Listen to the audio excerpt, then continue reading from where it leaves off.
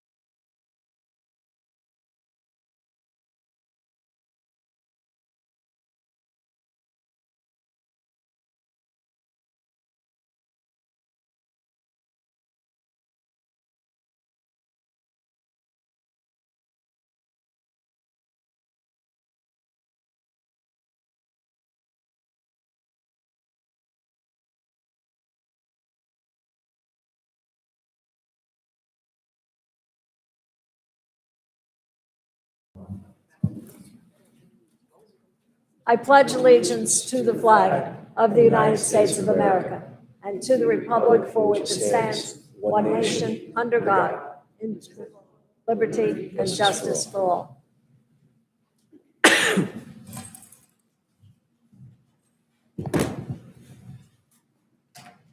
All right, everybody. Welcome to the April 20th Jackson Township Planning Board meeting.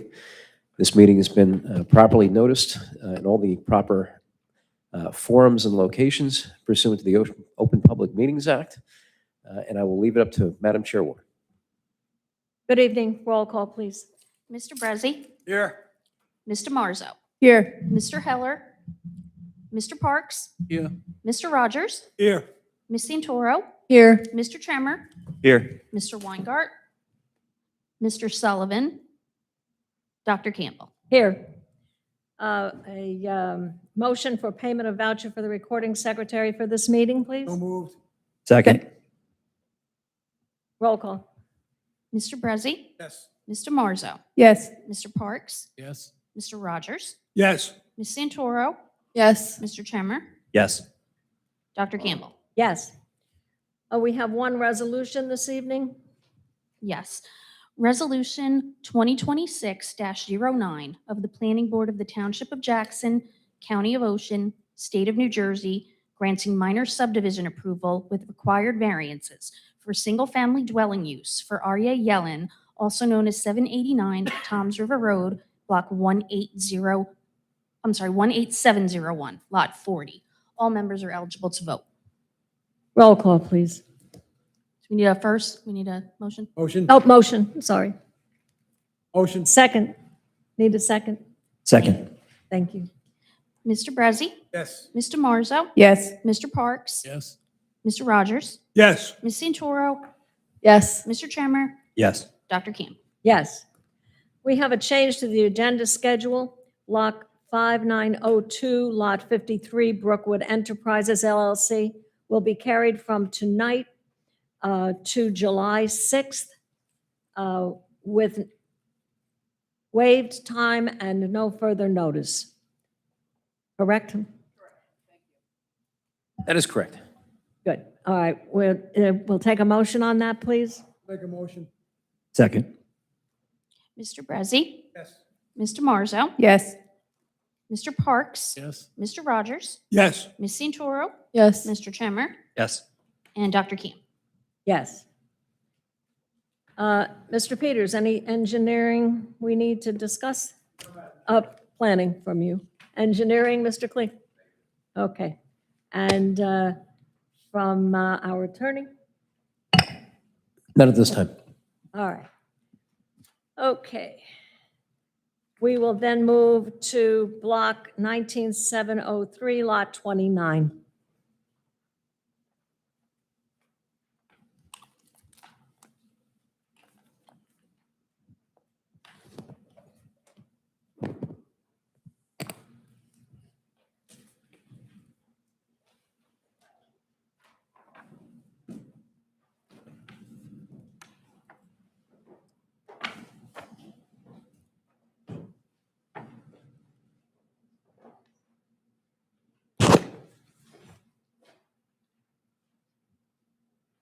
Ms. Jennings?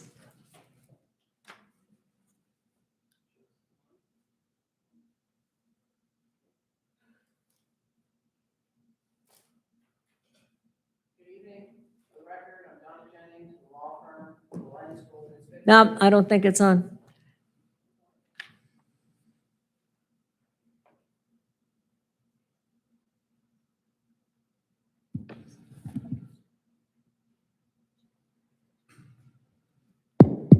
Oh, that one's working. Good evening. For the record, I'm Donna Jennings from the law firm of Wilentz, Goldman, and Spitzer on behalf of the applicant. As the board is aware, the applicant is seeking preliminary and final major site plan approval and related bulk variances and design waivers to construct an approximately 31,143 square foot private high school on property located at 49 Grand Boulevard and identified as block 19703, lot 29 on the township's tax map. The property consists of approximately 5.87 acres and is located in the RG2 Regional Growth Zone, where secondary schools are a permitted use. The applicant also intends for the school's rabbi to reside in the existing dwelling on the property, which constitutes a permitted accessory use to a secondary school in the RG2 zone under ordinance section 244-90B2. The applicant is requesting two bulk variances from ordinance section 244 attachment 1 and ordinance section 244-90E1B with respect to the maximum number of wall signs permitted, where one is permitted and two are proposed, and locating a secondary school on a local road where same is prohibited. The applicant is also requesting one design waiver from ordinance section 244-196A with respect to the minimum number of loading spaces where one is required and none are proposed. In support of the applicant will rely on the testimony of the following witnesses: Ellie Halpert, the applicant's engineer, sitting to my left; Shimon Greenbaum, the applicant's architect; John Ray, the applicant's traffic engineer; and Christine Gaffone, the applicant's professional planner. For the record, the applicants received the following review letters: Traffic Safety Unit Review Letter dated January 20th, 2026. The Board Engineer Review Letter dated March 11th, 2026. Fire Prevention dated September 29th, 2025. Environmental Commission, April 14th, 2026. And the Board Planner Review Letter dated April 6th, 2026. With that, we'd like to have our first witness sworn, and we can begin. Please raise your right hand. Do you swear or affirm to tell the truth, the whole truth, and nothing but the truth? I do. Please state your name and spell your last for the record. Eric Halpert, Halpert, licensed professional engineer and planner in the state of New Jersey. These plans were prepared under my supervision, and I have appeared before this board A few times. A few times. multiple times. We accept your credentials. Thank you. Thank you. Thank you. And if you could, Mr. Halpert, describe the existing site conditions, and if you're going to rely on any exhibits, please identify them for the record. Anthony, can you please pull up the exhibit titled 49 Grand Exhibit Set?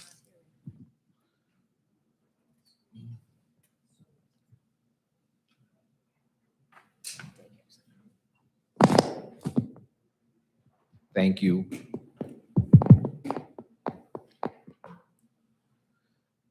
This exhibit will be marked A1, please.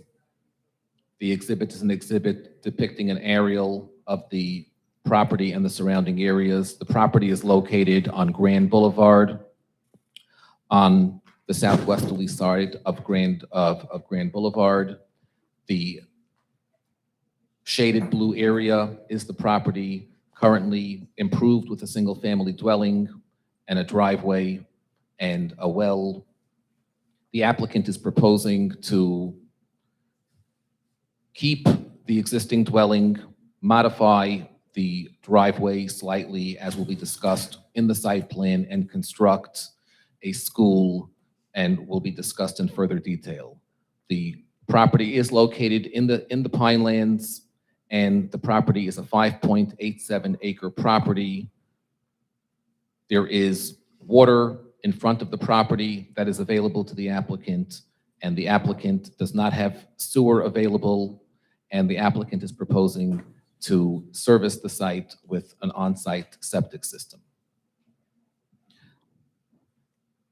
The property is located in the Pinelands in the RG2 zone where schools are permitted.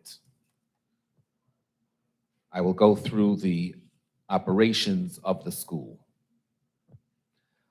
The applicant is proposing to construct a school, a high school consisting of 120 students with 12 staff members, which includes teachers and administrative staff. The operations of the school will continue from Sunday through Friday. Typical arrival and departing times are 7:45 a.m. Students arrive and the students depart, two groups for different grades, at 9 p.m. and 10 p.m. respectively, except on Fridays when all students depart at 12:30 p.m. The majority of the students will be transported by bus. Approximately 10% will be dropped off. Students will receive meals, and there is a kitchen, and the septic system has been sized for students with food preparation. Additionally, the operations include a basketball court. The school year runs from September to July with a break in August. There additionally are 2-week breaks throughout, two-week breaks for religious holidays, as well as approximately 8 to 10 other days that are off throughout the year. The applicant will be responsible for the maintenance of the parking area, landscaping, the stormwater system, lighting, and utilities. The applicant will be providing weekly trash hauling, and that will be approximately 2 times a week would suffice for the operations of the school. As mentioned previously, the existing residence will be used as a faculty residence associated accessory to the school. And just, Mr. Halbert, could you just confirm for the record that the students will not be allowed to drive to the site? That those that don't take the bus are being dropped off by parents? The students being dropped off are being dropped off by parents. The school is not allowing students to drive themselves. Anthony, could you please go to the supplemental set to the site plan?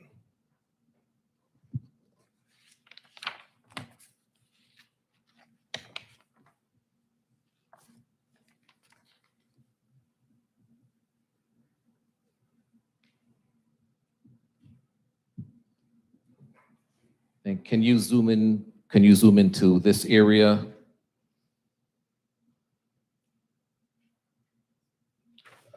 You could zoom out a little bit more. Thank you.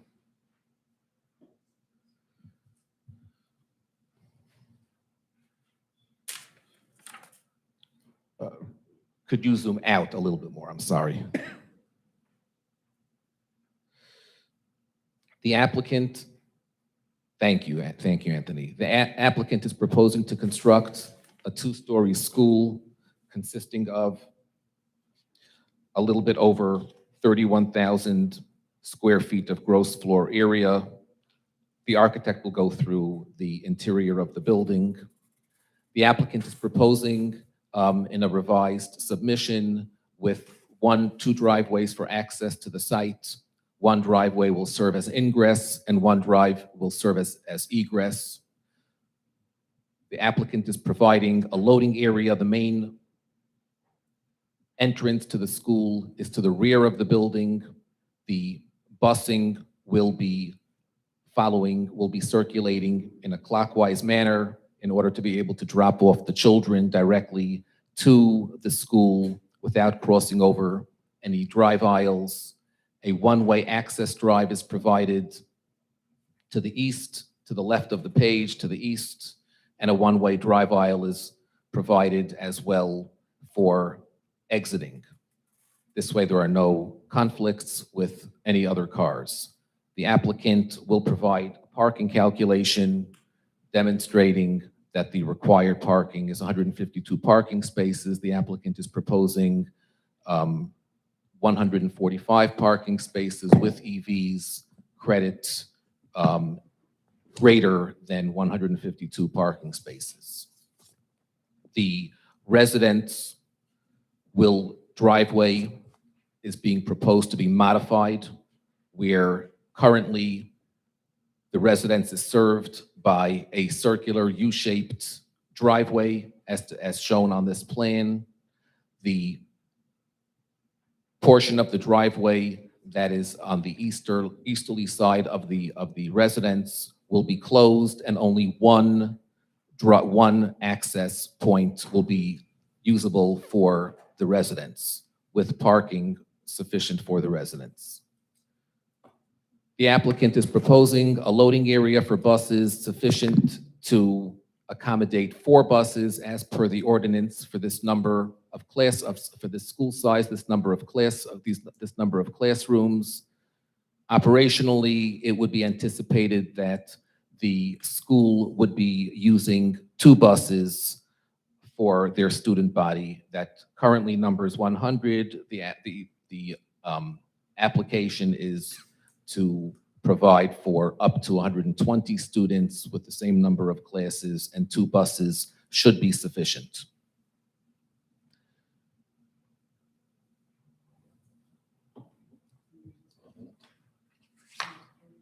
Sorry, yeah, I'll go to that.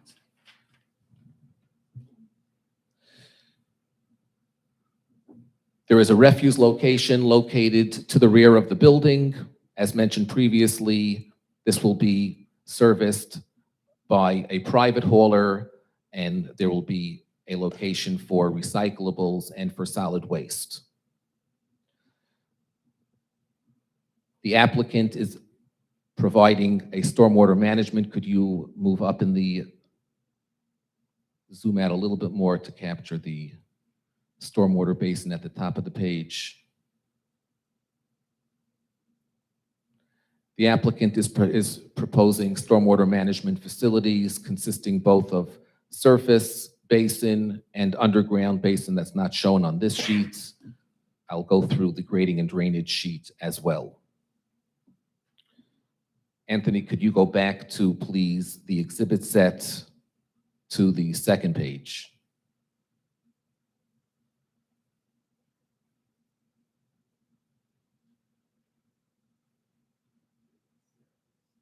The set, yes, the set and the second sheet.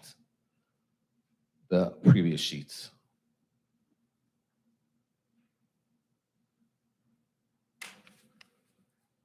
The applicant is proposing landscaping, including a buffer area with screening. A large portion of the property is currently wooded, and a portion of the property, as shown in gray, is proposed with no improvements, and the wooded area is going to remain. The portion of the property where the improvements are being proposed will be provided with landscaping, buffering, and will be coordinated with the township forester.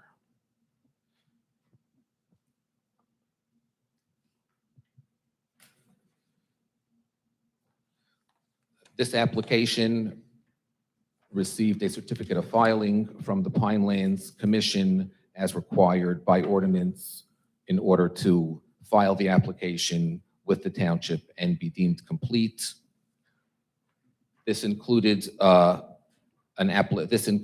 documentation that the on-site septic system is sufficient and to comply with Pinelands management requirements of maintaining 2 parts per million of the nitrate, and the septic system is an amphidrome septic system servicing the 120 students, the 12 staff members for the duration of the school year with the days off. There are no summer programs proposed. The certificate of filing did include comments regarding stormwater management, which will be addressed as a condition of approval. Some of those comments have been partially addressed with the township submittal, which was following the Pineland submittal, and any inconsistencies noted in the Pineland certificate of filing will be addressed as a condition of approval. The inconsistencies noted were regarding stormwater management. Pineland's certificate of filing did not indicate any wetlands or threatened and endangered species, and in the Pineland's certificate of filing process, the lack of any indication of any comments regarding wetlands or threatened and endangered species is a determination by the Pinelands that there is no wetlands or threatened and endangered species affecting the property. The property is in the conservation overlay zone. There is a portion of the property that is within the special 600-foot Toms River corridor, and it is therefore within the conservation zone on the Jackson Township zoning map. May I ask a question? For sure. About orders of operation? I think this is the first time we have seen a school with a kitchen. Usually there has been deliveries and not a working kitchen. So will you stipulate that this will not be used as a banquet hall or for rentals? Yes, the applicant would be willing to have that stipulated. Appreciate that. Thank you.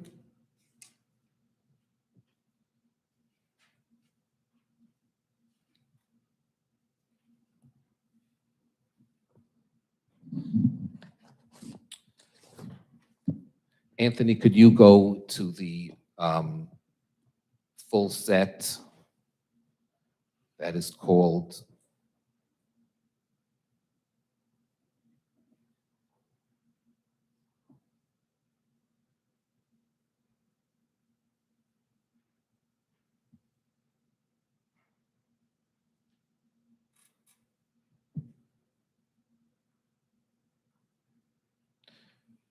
the full site plan set.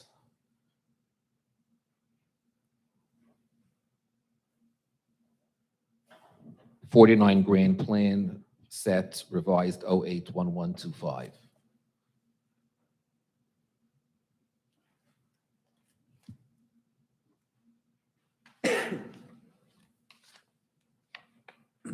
Thank you. Could you go please to the fourth sheet of this set?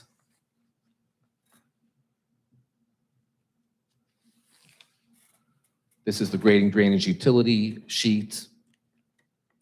Could you zoom in a little bit slightly? This plan depicts the stormwater management facilities, as well as the on-site septic system, the amphidrome septic system. This is the surface basin. There is as well a underground system. I'm sorry, Anthony, could you please zoom out a little bit more? I guess you could keep it to the full sheet would be just as easy.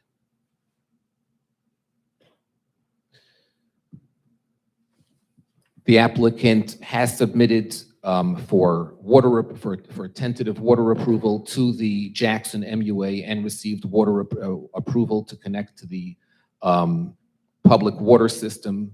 The public sewer system that is in front of the property does not have the capacity, and the Jackson MUA did not provide an approval for a connection to the public sewer system, and has provided an approval for utilizing an on-site system. The applicant has received approval for the on-site sewage system from the Jackson MUA and from the Pinelands as part of the certificate of filing process. And the last step, the submission to the Board of Health, has been submitted, and the applicant has not yet received the comments from the Board of Health. I think Mr. Brezzi has a question. I have a question, that, sir. I understand they don't have flow. I know there's a pump station right on the corner of Grand and Bowman. I know the line's right in front of you, and yes, they don't have flow. My question is, their future, far future, whatever, if the MUA comes up with flow and can let you hook up, would you stipulate at that point you would hook up to them? The applicant would stipulate that they would be willing to connect. The applicant would desire to connect, and an application had been made to connect. I understand totally, because they have a flow problem, but I know they're also working on that. When they're going to address it, I have no idea. There is no capacity. There are plans for the future. Right. I have one other question. Maybe it's just me. My plan on that picture shows one double driveway coming in and out. The picture you showed us earlier has the double. Correct. Yes. So to clear up the confusion, the applicant made a supplemental submission. The original submission had one driveway, and that is up on the screen now. The supplemental submission provided for two driveways due to comments from both the board planner and the traffic safety. And that is what the applicant is working with. Thank you. The supplemental submission.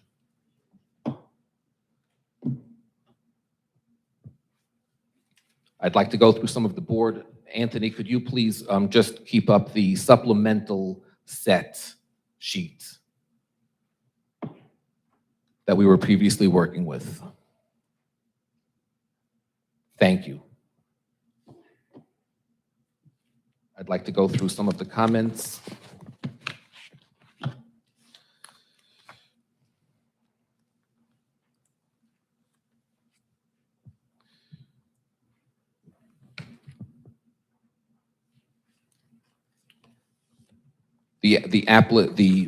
This is the board planner's letter dated April 6th.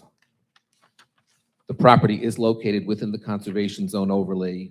As mentioned previously, it is located within the conservation zone overlay because a portion of the property is located within the Toms River corridor.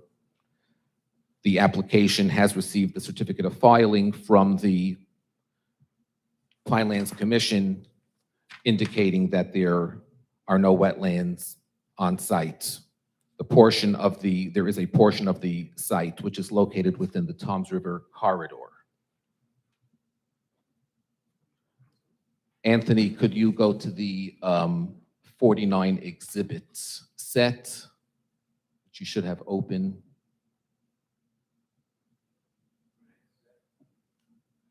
No, for the first set that you open, 49 exhibit set, the last sheet.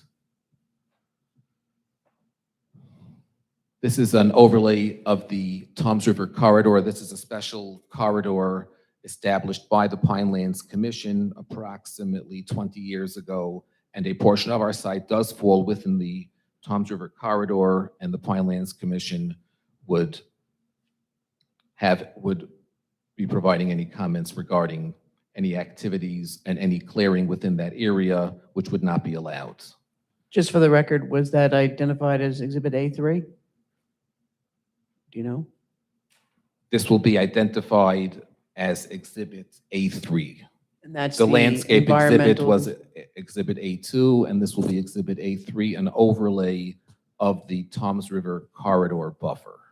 And could you just explain what the yellow dotted lines are on the plan? The yellow, as the legend indicates, the yellow dotted line is the buffer, the 600-foot buffer, which is the largest buffer in the nation for an environmental feature, and a portion of the property, the westerly portion of the property is within that, and the Pinelands, the Pinelands would not allow any clearing in that area.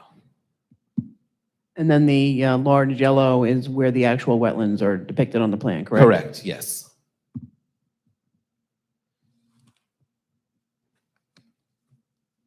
Madam Chair, can I ask one? Absolutely, Mr. Thank Clayton.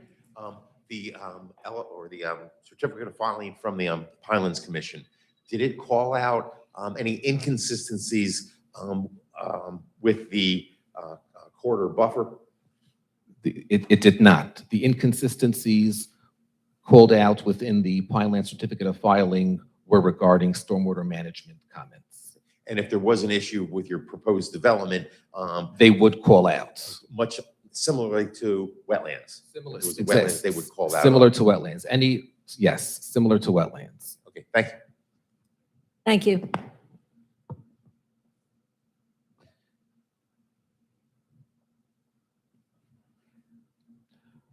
Regarding comment number 2 in the site plan issues, are you able to go, please, Anthony? Thank you. Could you please go back to the supplemental set? Could you zoom into this area?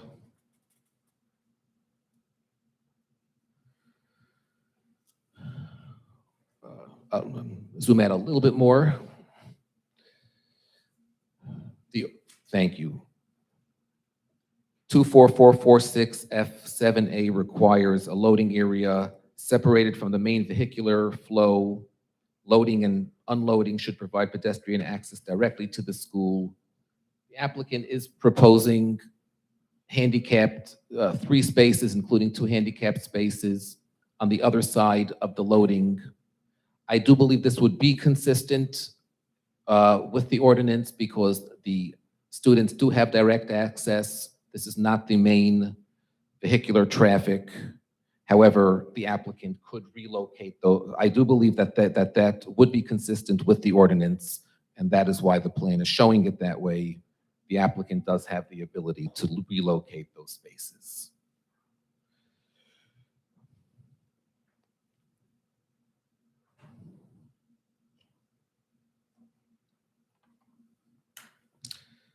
An environmental impact statement was submitted. There is a reference to a minor subdivision. The applicant is not intending to subdivide the property. This is one, the property will remain as one property, 5.87 acre, with the school and the residence as a faculty residence, all on one property. The architect will provide testimony regarding the architect plan. The planner will discuss the variance for the signs. and the traffic expert will go through the waivers for traffic. I'll just point out the plans have been revised to address certain comments of traffic safety and of the board, of the previous letter provided by the board planner. 2 comments: access sufficient for a bus to enter without conflicting with vehicular traffic, as well as a separate egress access for the buses.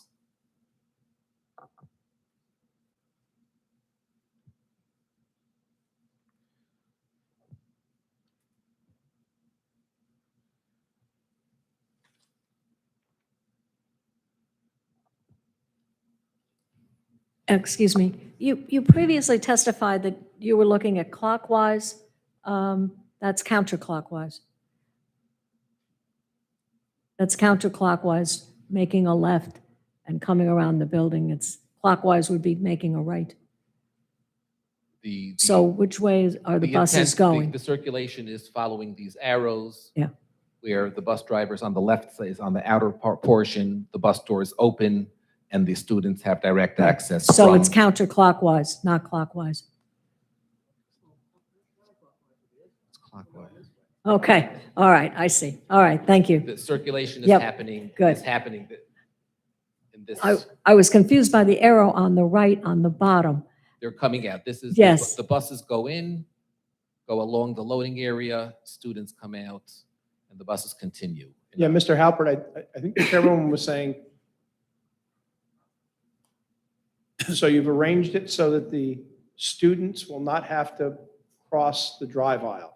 Correct. The students and the right-hand side of the bus will be closest to the sidewalk into the building. Yes, that's how it's been arranged. Who goes to the right? The people just parking there? Or parents? Who- What section of the right? Well, you have an arrow on the bottom. This is for, the bus is exiting. Yeah, I see that. On the bottom of the plan, right in front of those 10 parking spaces, that's it, that arrow. This area, Yes. area? Who's using that? Who's going on that direction? These are meant for staff members to park. Just parking. And is that staff only parking there? I'm just worried about parents. I'm foreseeing parents coming in and making a right, that they might want signage there that says staff parking only. Yeah, and that's not a problem. We would certainly do that because the intent is have all the children coming in through the back entrance. That's the main Exactly. entrance is in the rear. I'm not worried about the buses and where the students go, because I know the students are on the buses and they're going to stay there. I'm worried about the parents coming in and making that right. So I think you need signage there that says staff only. The applicant will provide signage. Thank you. We do condition of approval. I think you might have the wrong exhibit up. Oh, that may be a problem. That, I think it was originally, it was 2 driveways, then you condense it to 1. We originally submitted with 1 driveway. There was a comment from traffic safety regarding traffic safety and from Ernie, and we changed it to Okay, I just want to make sure. 5. And the single driveway was changed for the house Correct. from a double driveway to a single driveway. It was I'll a go- U driveway and now Right. it's no Now longer a U it's- driveway, Now just it's a one in and out. single entrance egress. And I'll go through that to make sure it's clear. Anthony, could you slide over so we could capture the driveway servicing the property?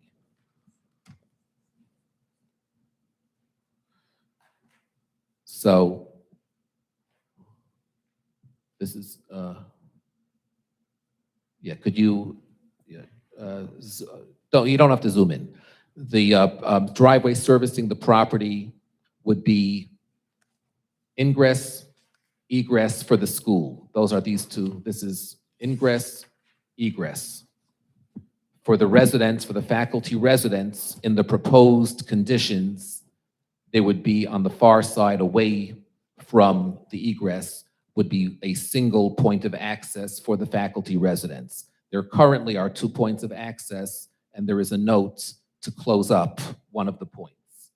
I think if you look at the colored landscape, Exhibit A2, you can see it best on that picture. If we want to take a quick look at Exhibit A2. Also, you call it faculty. I thought you said just the rabbi was going to be living there. Correct.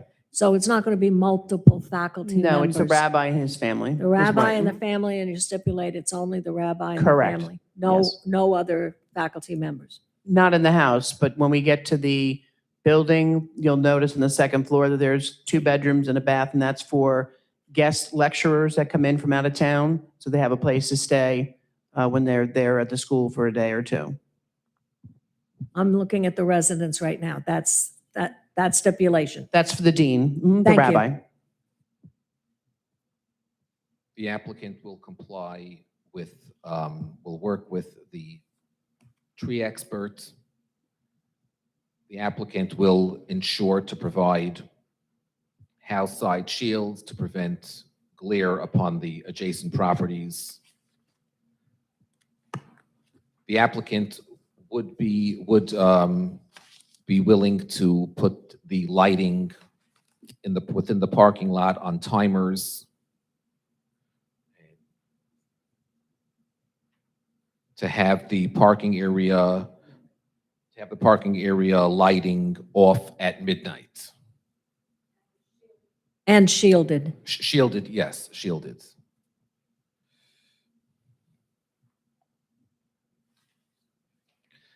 And as mentioned, the applicant has received the approval for the proposed on-site connection to public water and on-site sewer system from the Jackson MUA, and as part of the certificate of filing from the Pinelands, and has submitted for the approval from the Ocean County Board of Health. May I ask a question about the residents? Is it possible for the residents to be hooked up to the sewer system? This is something unique to Jackson. The residence is currently hooked up No. to the system, and that can remain.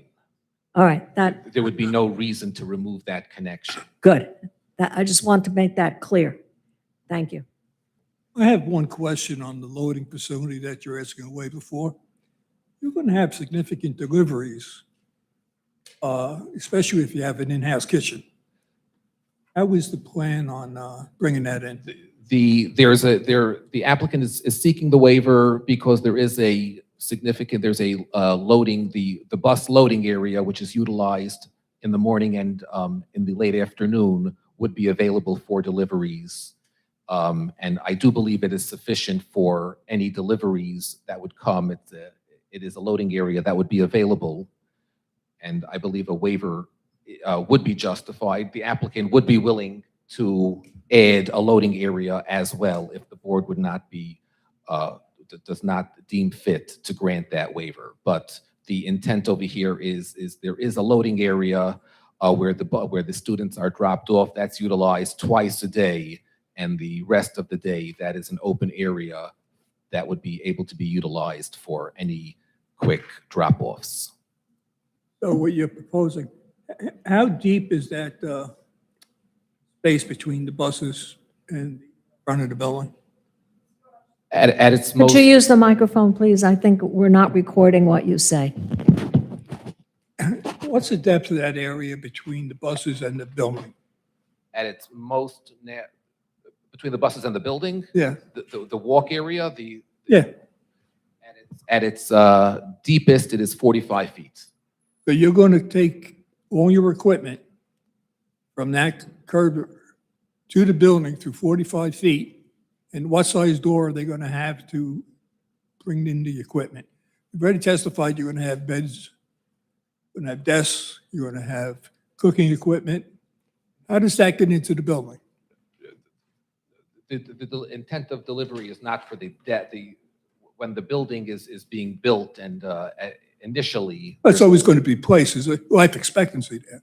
You always have a need Right. to replace and to bring. So I'm asking, how practical is that plan? I believe that the access in the rear has both the stair access and that actually has a ramp access also. 45 is only the farthest place. I believe that that is a good spot for loading and unloading. Okay, close so to the building. how do they get into the building? You're gonna have doors wide enough? There's doors wide enough for. And the architect probably can answer those Double door. specific questions a little bit better because he knows where the doors are and how wide they are. Okay, I'd be interested in hearing that. Dr. Campbell, may I ask a question? Dr. Campbell? Okay, thank you. I'm really concerned about those handicap spaces behind where the buses are. And now if you're saying that there's going to be like loading and offloading, they have to be moved. That's really concerning to me. The applicant can have those spaces moved. We could work with Mr. Peters and Mr. Klee to find a more suitable location.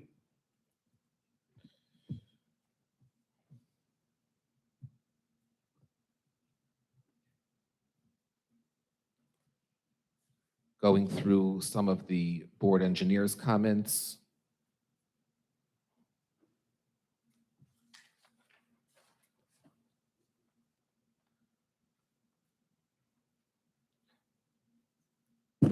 There was a comment regarding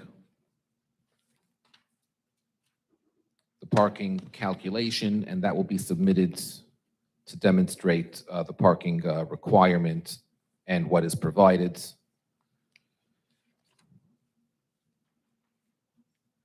The applicant, as noted in the Pineland Certificate of Filing, there are inconsistencies with certain stormwater management pieces of the ordinance, and the applicant will address those inconsistencies as part of a condition of approval.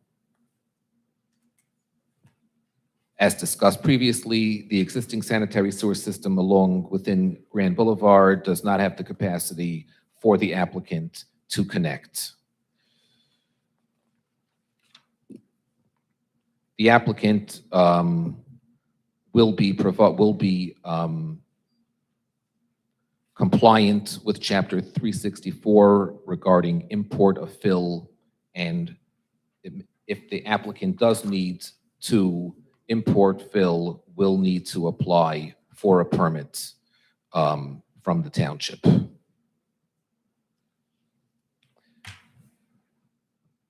The applicant will provide the requested lighting and landscaping details within the review letter. And we have the applicant's planner will provide justification for the variances. I do believe a loading zone can be waived, and again, there is sufficient room to provide space for a loading zone if the board would not wish to grant that waiver.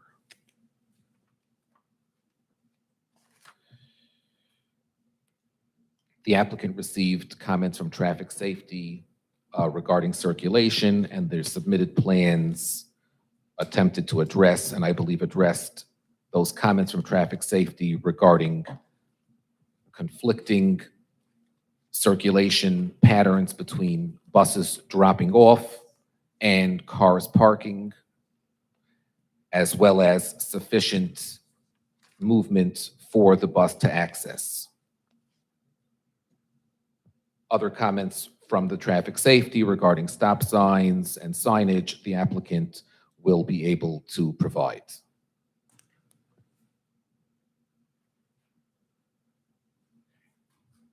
That would conclude my direct testimony.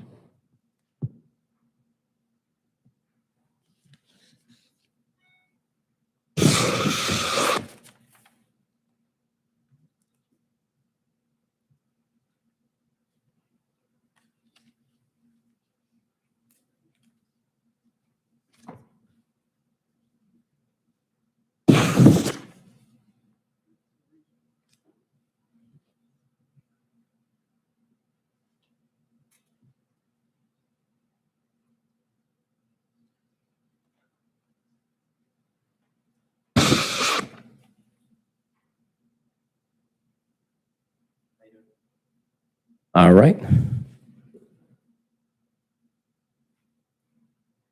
So do we want to have the next witness? Or do we want to have questions from the board? Anyone have Sorry, I questions do from the have some board? questions. Thank you. Okay. Is this going to be a boys' school or a girls' school? A boys' school. It's a boys' school, okay. And then what are the grades of the students? This is the high school, 9 through 12. 9 through 12?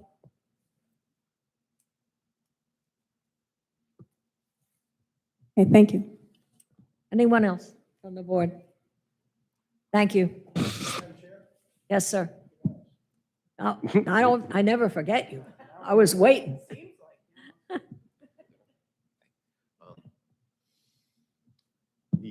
No issue with the Pinelands inconsistencies. Any approval the board may grant, you make sure you got your no call-up letter from the Pinelands. Correct, yes. And it really comes from comments from the township engineer, who I believe reviewed the application.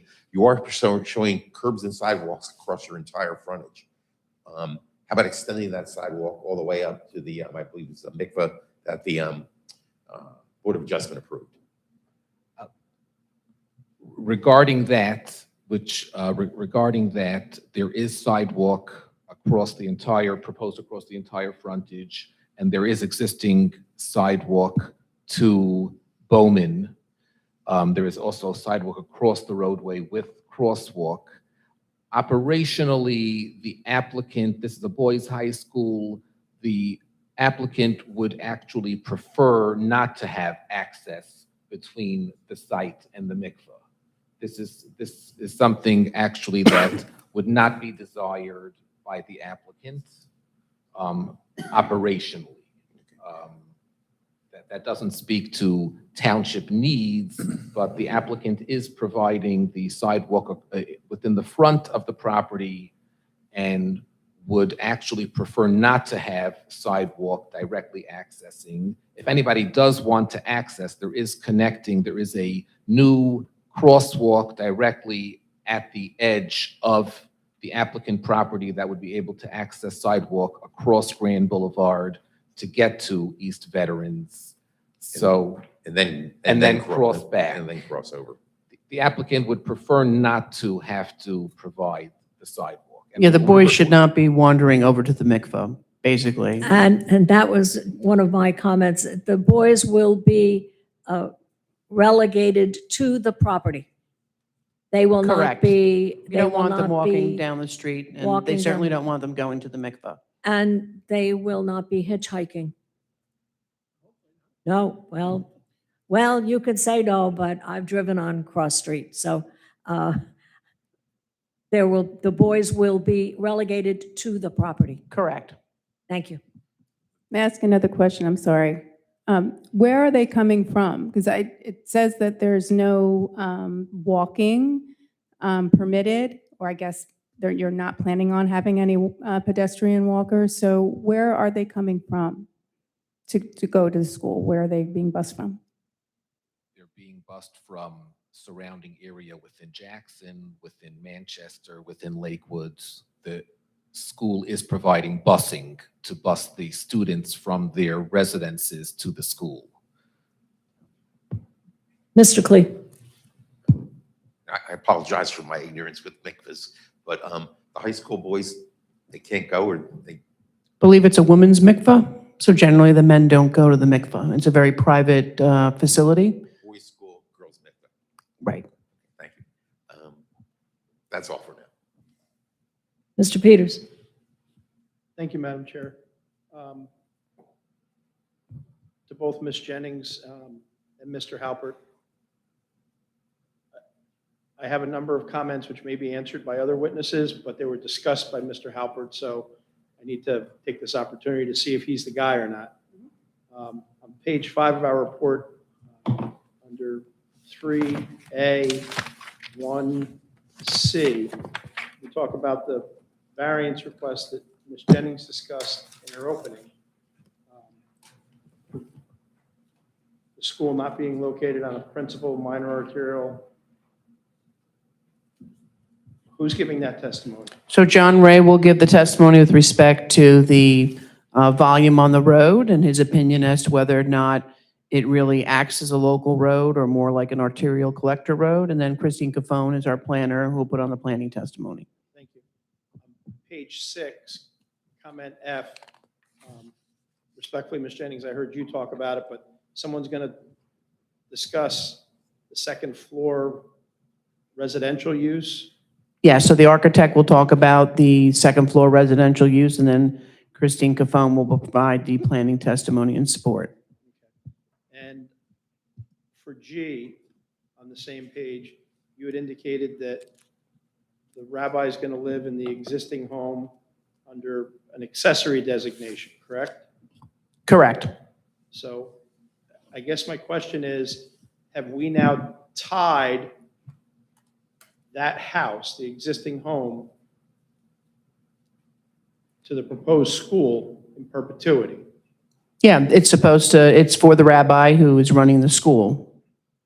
So 25 years from now, 2 generations from now, someone wants to use that house. They have to be affiliated with the school under the accessory use section that I cited in the ordinance.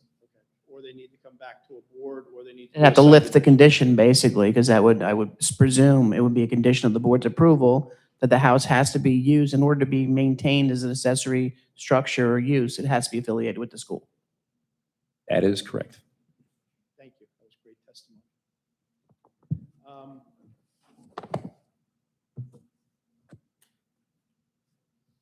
Mr. Halpert, on page 8 of our report under 4A6, the statement of operations talked about a basketball court for outdoor recreation.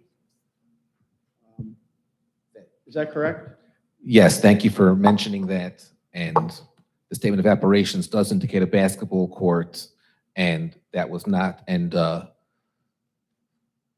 there is room approximately where I am showing over here. A basketball court will be proposed in this area. This is away from the septic area, away from the basin, and this is the location of the basketball court.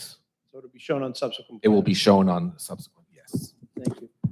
Page 10, comment number 8. I don't recall if you indicated how many buses we thought were going to be utilized during the morning and evening hours, or if that's testimony that you're going to give. Applicant believes 2 buses will be sufficient for the school use. But we provided enough room for 4. Thank you. On page 11, under landscaping, the first comment about buffering, if you gave some testimony, I missed it, and I apologize, but can you talk just a little about the need for buffering, the provision of buffering, and compliance with that particular comment? The applicant is proposing a building that is approximately 31,000 square feet in gross floor area, where a 25-foot buffer is required between the commercial use being proposed and residential use. Screening is required as part of the buffering requirement. Anthony, could you please bring up the exhibit set again, the second sheet?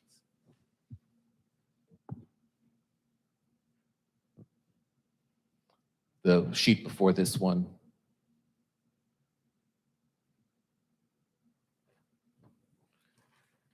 The applicant is complying with that ordinance by ensuring improvements are located at least 25 feet away, and the applicant is providing screening along the property with arborvitae, a combination of various trees, arborvitae, and providing for some of the woods to remain.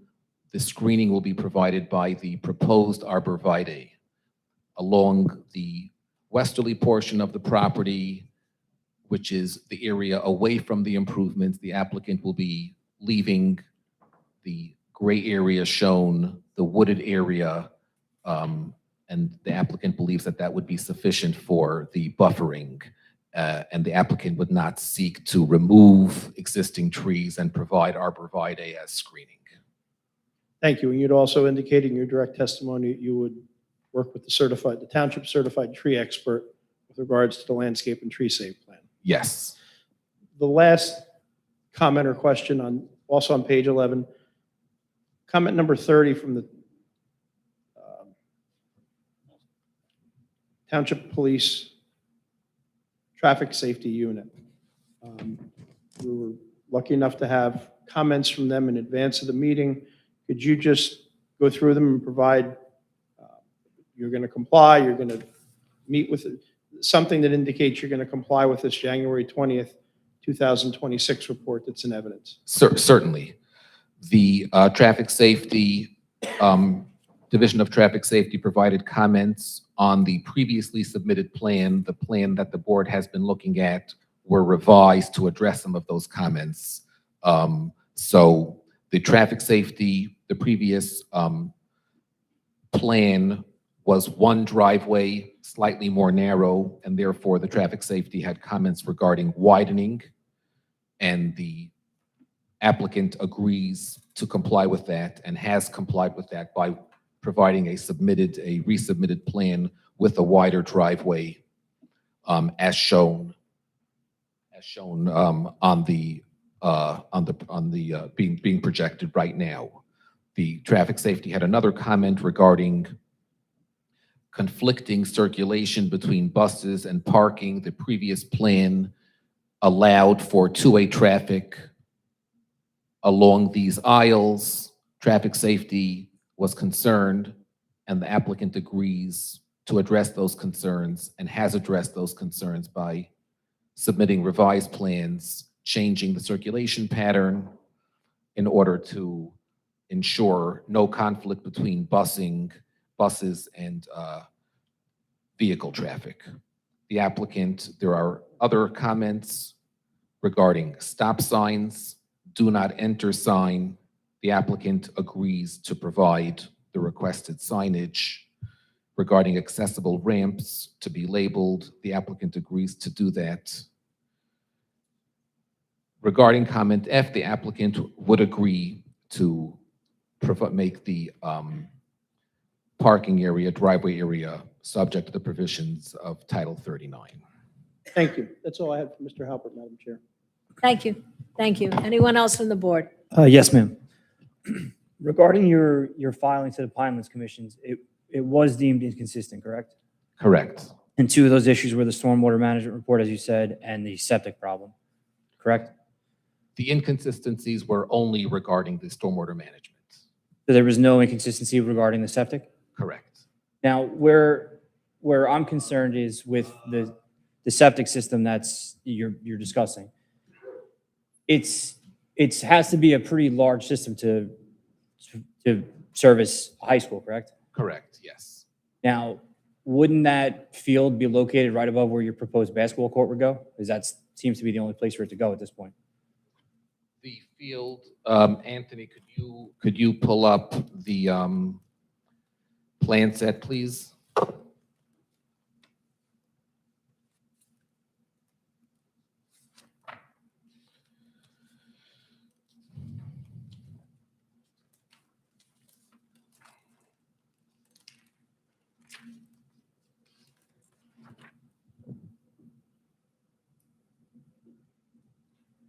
The field is located over here, and the basketball court would be located in this area.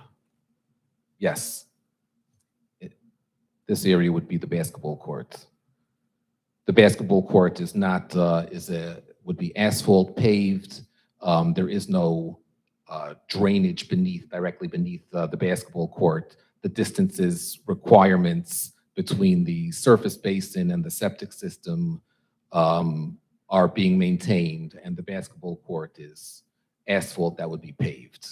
Now, doesn't that system have to be approved by the state? This system does not require state approval. Systems that are above 2,000 gallon flow of 2,000 gallons per day do require approval from the state. This is a high school. It's not a very large school. The flow is under 2,000 gallons per day, and the application requires approval from the Ocean County Board of Health. Okay. And as far as, just to go back to the Pinelands Commission, or the Pinelands letter, When the Environmental Commission did review it, one of the items, we had item number 6, the septic was flagged as inconsistent.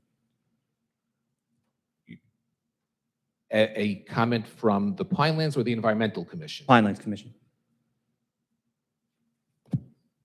I'm looking at the you're referring to the certificate of filing for this project. There is an inconsistency regarding septic. Correct, that's what we had. Number 6. Number 6 says stormwater management, pre-treatment. The pretreatment of the septic system, right? No, that's referring to a 4-bay required, that's referring to the stormwater, it says, number 6 says, stormwater management, pre-treatment. What that's referring to is the comment has been addressed at this point. What that comment is referring to when runoff from greater than 1 acre of impervious is being infiltrated, the requirements of the NJDEP rules for stormwater management require a pre-treatment of 4-bay. And that is what that inconsistency is referring to. And the Pinelands will have to approve the resubmitted plans, but the plans shown have attempted, I do believe, have addressed that inconsistency by providing a 4-bay for the stormwater management system. Okay, thank you. Mr. Rogers? I have one small question. The resident at the dean's house, how will he travel to the school? I'll see a pathway for him. Is there an established pathway? There is no established pathway for the dean. He would be able to walk either down here or directly across the. It is generally paved. This is driveway and this is driveway, so it's essentially connected On the same level? at this point.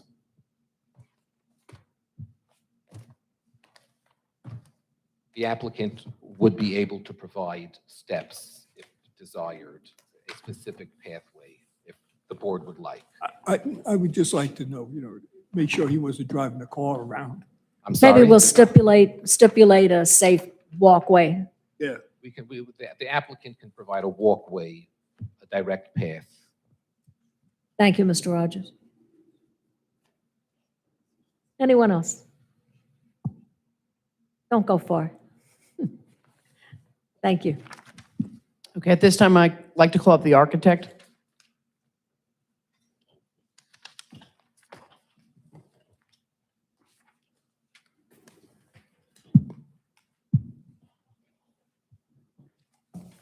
Please raise your right hand, or let's get your microphone on first.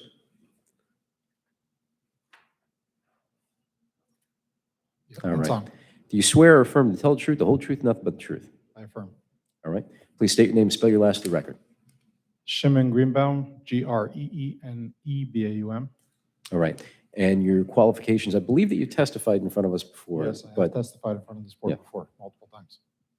We just put your credentials on the record, so we have it. Registered architect in the state of New Jersey. And your license is valid today? Yes.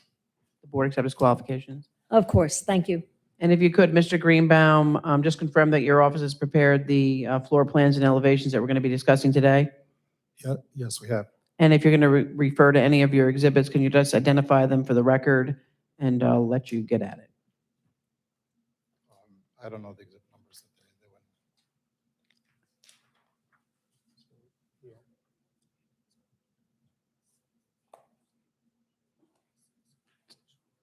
2026-0420 NJ015. You got it. Okay, thank you. And that should be Exhibit A4. So over here, we're looking at a sketchy rendering of a relatively classical design, transitional classical design. One of the unique features of this building is because our main entrance is towards the interior of the lot, we felt that we wanted to make sure that the streetscape also benefited from the building. So there's actually a unique building in which our front and rear of the building are both primary facades, and they both present essentially the same. So what you're looking at This rendering is actually the rendering from the street facade, but it's a mirror image on the back side of the building as well. If we move to sheet number 2. So we're going to start from the basement. The basement, as mentioned before, there's a cooking kitchen. I know there was a question about how food was getting down there. If we look in the top left of the image, we'll see that there's a freight lift that we built in that's open on the grade level. So we imagine most food and most deliveries will come that way. Going straight into the storage room. The kitchen is not fully fleshed out because we didn't have a kitchen consultant yet, but we gave the areas required for full cooking kitchens and the requirements as per Orthodox Jews with separate dairy and meat kitchens, which is the words we used over there. Since you mentioned you never had a kitchen before, the milchig means that's a dairy, and the fleischig means it's a meat kitchen. Then we have the dining. Could you say that again, please? I was going to ask a question about that. So if you could just tell me that again, please. Yeah. And maybe spell them because those Yeah, are so- Yiddish words, and I'm not sure everybody knows Yeah, how to so- spell them or pronounce them. So we have one kitchen over there that's MILCHIG, Milchig Kitchen. That's the dairy kitchen. And then the kitchen to the south of that is the fleischig kitchen. That's FLEISHIG. That's the meat kitchen. We can't mix meat and milk products together, so we keep our kitchens totally separate, or as separate as we can.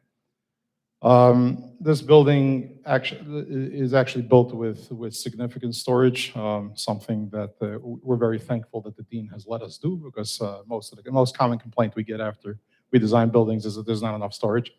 So we have ample storage area within the building. There's a coffee room down here at on the ground floor. There's an admin office that we have in the basement. Ample mechanical space. This binding room is to allow the students to actually bind the books that are used upstairs. So a little bit of vocational aspect over there, not much, but a little bit of it. If we move to the next sheet. Excuse me, I noticed that downstairs there's a ladies' room. That's for the staff? Yeah, so one of the things that we found with many of these buildings is that sometimes the school itself has its own function, such as on the high holidays, or there may just be the dean, maybe, or one of the rabbis may have had a child and is having a bris in the school itself, which is for the students, but then women would have to come as well. So we wanted to provide the capability for the women of the staff to have a place to be if they had to come. But if a woman is on the staff and, No, They're- wives, spouses of staff. right, spouses of staff, they have an upstairs, Yeah, so the upstairs as a snashim that we have, which we'll get to, is for praying.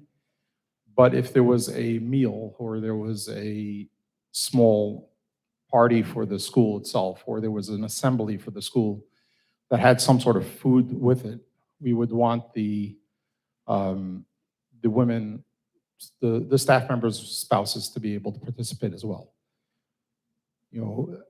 I don't know if the dean wants me to get into this, but there was a student from the school who just recently passed, and if they would probably make some memorial for that student, that would happen in the dining room, and the mother of that child would want to play, the mother and siblings would need a place to be, and that's where it would happen. So these functions do happen, hopefully for happier reasons than that. and who would be doing the cooking? So maybe that staff might be female? That staff may be female, likely not, but again, the dean's wife is right here as well. All right. Thank you. So here we have the bais medrash. We have the secondary exit onto the staircase over there, and then we have our main entrance. The Otzer room over here that we're talking about, that's a library for Can you just extra. spell that as you're going through them? so that the court reporter can- OTZAR. Then we have the dean's office to the south. We have 4 classrooms on this floor. No, sorry, 3 classrooms on the floor with the coat room and, general bathroom and the staff room. That's what we call the Rebbeim room, REBBEIM. As we move up to the next level, here we have the ladies section that has a Snushim, EZRAS, space NOSHIM. The 4th classroom, as well as these rooms that say on them Chabura rooms, CHABURAH.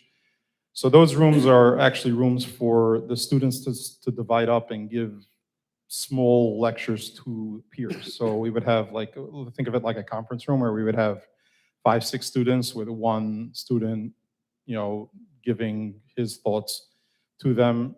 So we have these rooms to be able to divide up so that an entire class or 2 classes would be able to divide up into those groups and be able to have that function as well.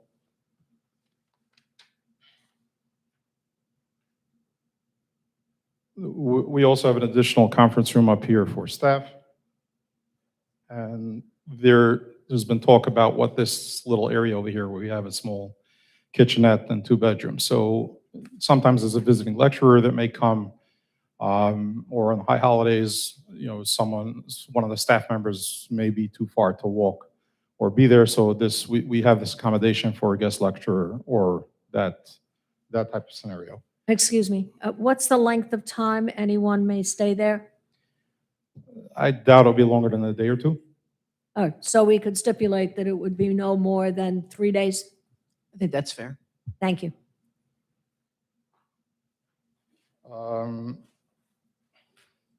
Next sheet is the wide open roof that allows us for HVAC and solar capable if it's economical or if it makes sense for the school at that time.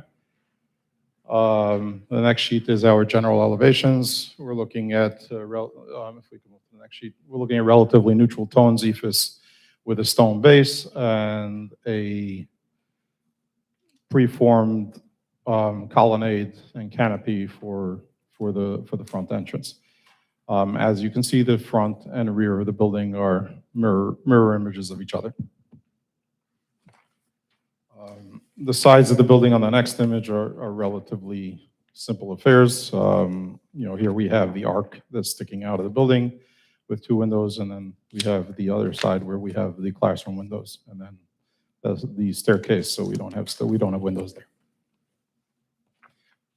That's about it. Questions, Mr. Rogers? I have 2 questions for you.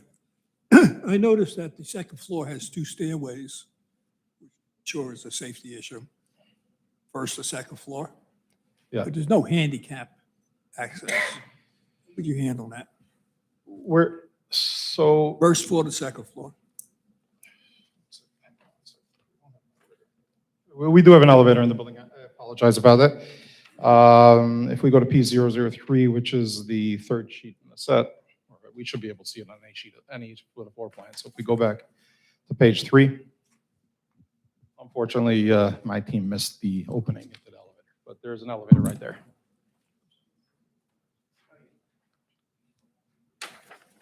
So we have an elevator within the building. Okay, just let me check. Second question I have would be the food storage. You have substantial storage area. The microphone, please, Mr. Rogers. Just move it, it moves. Yeah. You have a substantial food area. And I noticed that the discussion we had with the operator was that they were going to take no loading zone and take it 45 feet from the bus curb. That raises a question of food safety. You're exposing the food deliveries to the elements. That's of great concern to me. I'm sure it should be of great concern to everybody. So I'd like to see a solution to the loading area, food deliveries. So the lift approach is generally an accepted approach that Yeah, but how do you works. get to the lift? The lift is, if we look over here, we're on And grade. you got to walk 45 feet from the curb. No, on this side of the building, this is a lot closer. We're about Well, 12 what's feet. a lot closer? I don't have the site plan Is it covered to dimensions. protect the food from the elements? I need both numbers. So I don't believe we're proposing a covered loading dock, and I don't think it's standard in the restaurant or food industry. Usually restaurants, grocery stores, and the rest deliver to the dock. And it's not open to the elements. You're now taking food deliveries, whatever it could be, okay, over an open area. Hey, I don't think it's any different than a Wawa. oh, I think it is. I don't believe the delivery amount is that. They're time deliveries and they're coming. We gave ample storage for a lot of dry goods storage, but I'm saying when you're talking about like fresh milk, fresh fruits and fresh and meats or stuff like that, it's really no different than when we do the warming deliveries. It's the same conversation. They come once. They actually come less often. If it's raining outside or there's element or something like that, it's a time delivery and the staff would accept it. I don't know that I share the concern. We definitely could discuss it. I believe it's a food safety issue. Depending on the length of that delivery. Or concern I have.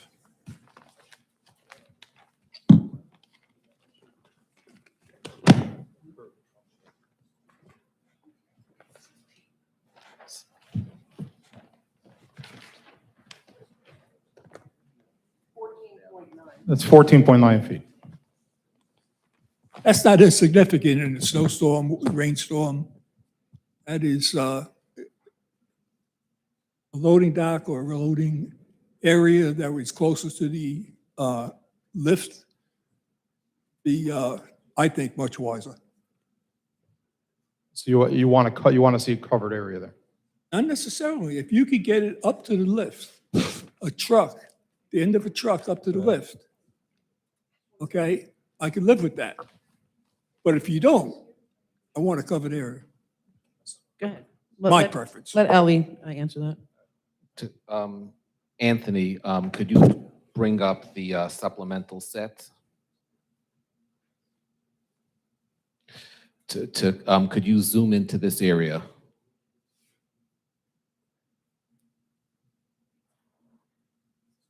Thank you. To clarify, Mr. Rogers, are you looking to have the distance from here to here shortened to have this area cut in a way that the distance from the curb to here will be less? Is that what you're looking for? I would need to see what you're talking about. The applicant certainly would be able to create a cut over here in order to provide Yes, I believe, I know. closer access. I yeah. know he's able to do it, but I don't know what he's going to do. So if you can describe that in better detail. The applicant would be able to provide a wider radius and both And how far from the lift? I believe 8 feet would be sufficient. We don't want to have we don't want to have a loading area too close either. We do want to have some separation, but we could shorten it from 15 feet to 8 feet. If you could make it 6 feet where you're going to have a ramp, I could probably understand that, okay? But if it's going to be 8 feet or more, you're looking at, So you're looking for 6 feet? I think you could do, I could live 6 feet between the end of the truck and the door to the lift. Now, my next question is, what is the size of the door to the lift? Microphone. What is the width of the lift doors? It's currently a double door. It's a 6.0 door in total. It's at least 6 foot. 6 Alright. feet, which is one of my concerns if we do 6 feet, is I need the door to swing open. It's a swinging door. So I need that door to be open and I need the pallet jack to be able to get around it, which if I only do a 6 foot curb if I only do a 6 foot sidewalk, that maneuvering is going to be a lot more difficult because the pallet is probably 4 feet or 42 inches. So we need the operational capacity for the pallet jack to get around the door of the lift and be able to maneuver around whatever drop happened at that location. Now, if it's not food delivery, okay, how would any equipment be received through that area? Same way? So I doubt the equipment would likely not be going through the kitchen, other than when they're startup. Okay, so now we're going to ask you. So there is a ramp at there's the ADA ramp, and the elevator is right off that entrance. Those types of deliveries, so when we talk about dry goods for the kitchen, paper towels, plates, cups, all that's going down to the kitchen. So we're looking at paper for copiers or desks that come off season. That's those things we would assume would go up the ramp into the building, regular elevator. Okay. And that would accommodate any furniture or, Yeah. okay.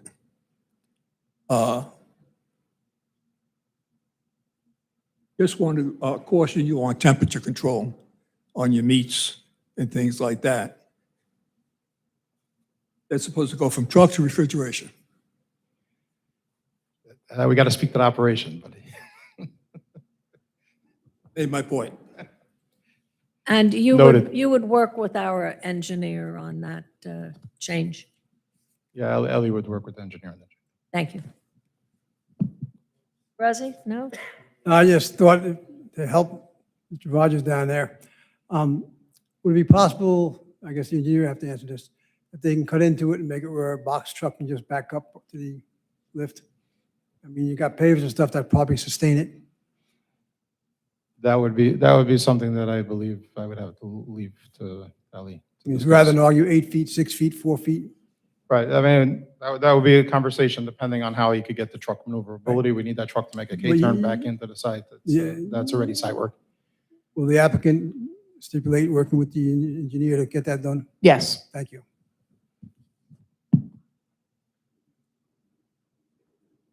Could we go back through a couple of the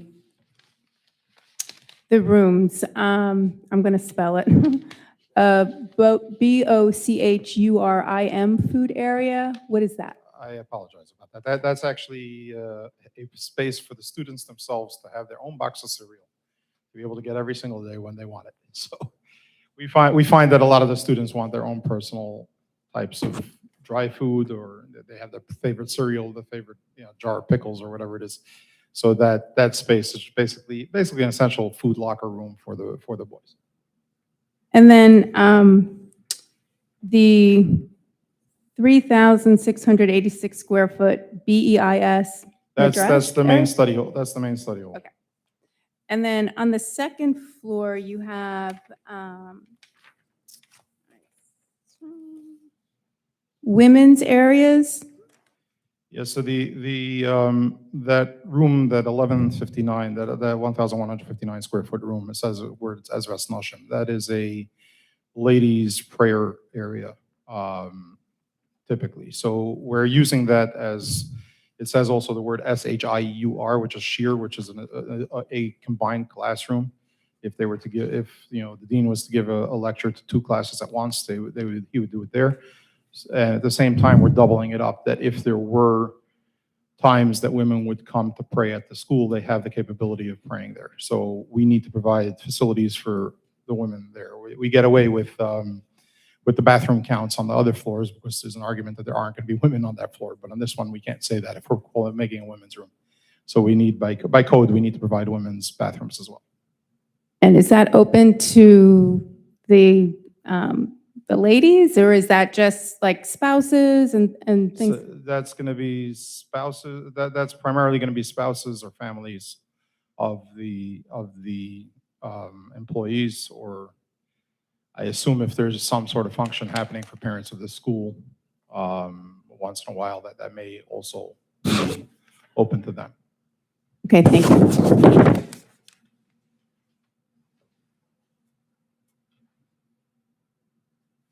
How many of these bathrooms will have shower facilities?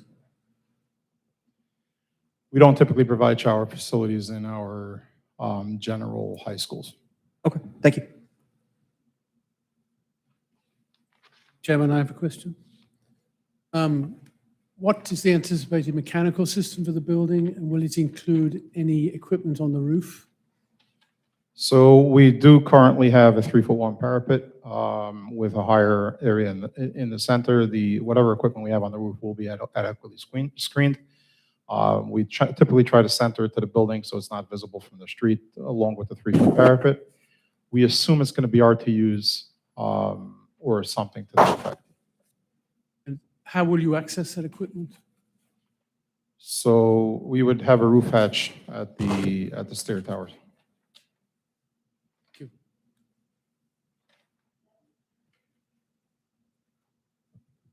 All right. Any other questions? No? Thank you. Just one more, Madam One Chair. more. My apologies. Mr. Drummer. What was your plans for a fire protection system? Will it be a dry pipe? I don't see a reason for a dry pipe. I would imagine that this would be a standard sprinkler system. I imagine the outdoor canopies may need some dry. It depends on when we're going through that in the actual construction documents. It may need a couple of dry heads, but I believe we'll be within the limit that we'll get the coverage with a 5-foot flex. Okay, thank you. And of course, that's an issue because of a kitchen. So, because now our situation is a little different than we have had in the past. Yeah. So the kitchen gets its own Ansel hood with its own dry system. That's typical in a kitchen where it has its own dry system at the hoods. And you're looking for that, Mr. Trummer, that was what you were looking for? Yeah, and I Yes. just want to make sure that if you do get the MUA hookup in the future, that fire protection system will be tied in at the same point. Didn't we have MUA for water? I believe we already had MUA for water. We have The water supply is coming from MUA already. Okay, thank you. And just for the record, the applicant is agreeing to comply with all the conditions set forth in the fire marshal's letter, correct? Correct. Madam Chair, one quick question, I promise. Mr. Peters? Sir, thank you for your testimony. The existing building, are you familiar with whether or not there are proposals for any interior or exterior renovations to the existing home on the site? As I was informed by the dean and his wife, it's in pretty good condition and they plan on keeping it that way. Good question. Good question. Thank you.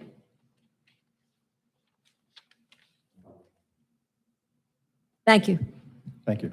At this time, I'd like to call up our traffic engineer, John Ray.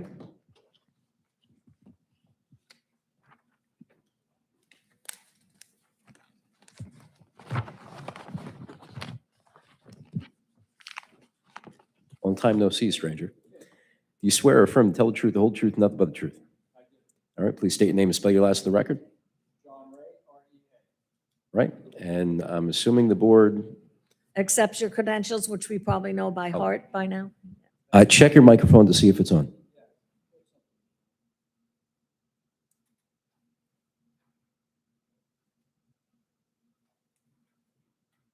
It's a new It's on? system. Yeah. Okay, got it.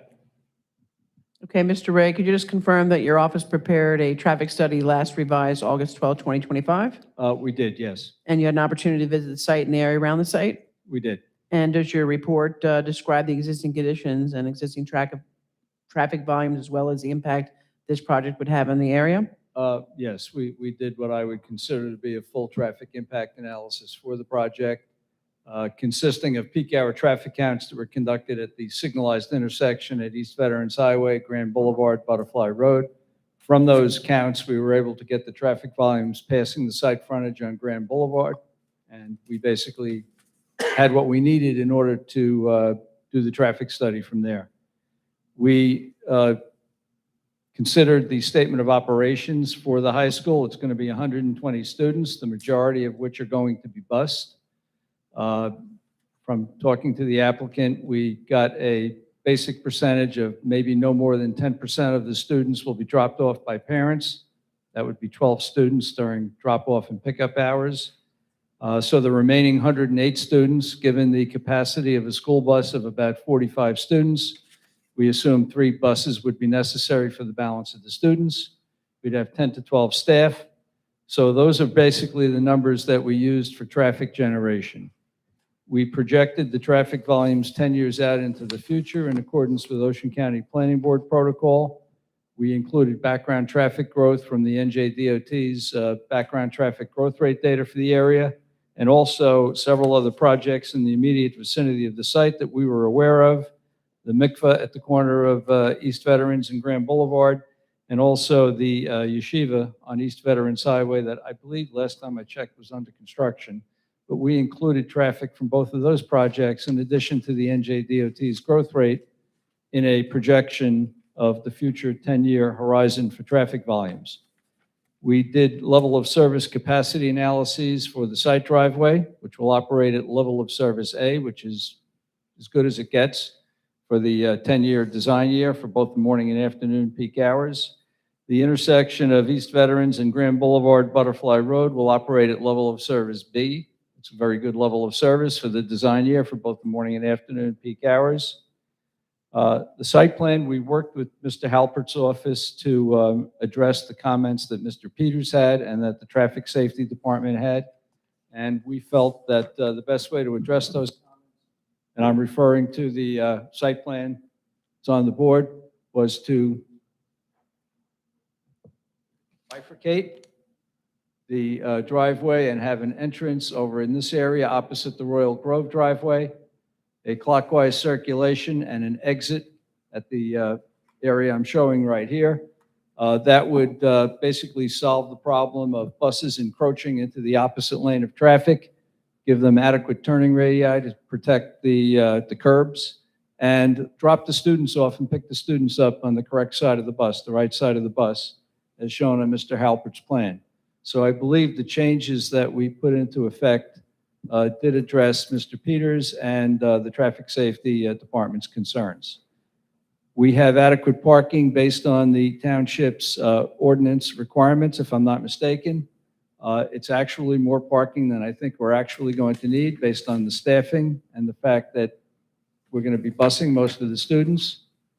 Just something for future consideration for these applications. If students are going to be bused, we may not need as much parking as the township ordinance requires, but we don't want to ask for a variance, so we're going to supply the parking. I think that about covers it. Okay, so just a couple of things, and Oh, yeah. the planner's review letter in particular, the applicant is seeking a variance from ordinance section 244-90E1B, which states that primary and secondary schools and higher learning institutions shall only be located on a principal arterial, minor arterial, major collector, or minor collector roadway, whereas Grand Boulevard in the township's master plan has been labeled a local road.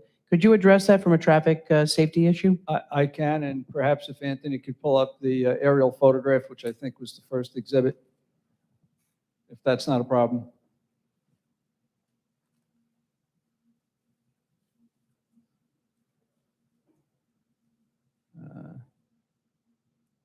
The one before that. The one before that, yeah. There you go. Grand Boulevard is actually, it functions as a collector roadway because, as you can see, it connects Bowman Road with East Veterans Highway. It takes traffic from the Royal Grove subdivision, distributes that traffic to the two higher order roadways, and it also collects any traffic from the other land uses along Grand Boulevard and distributes that traffic to either East Veterans Highway or to Bowman Road.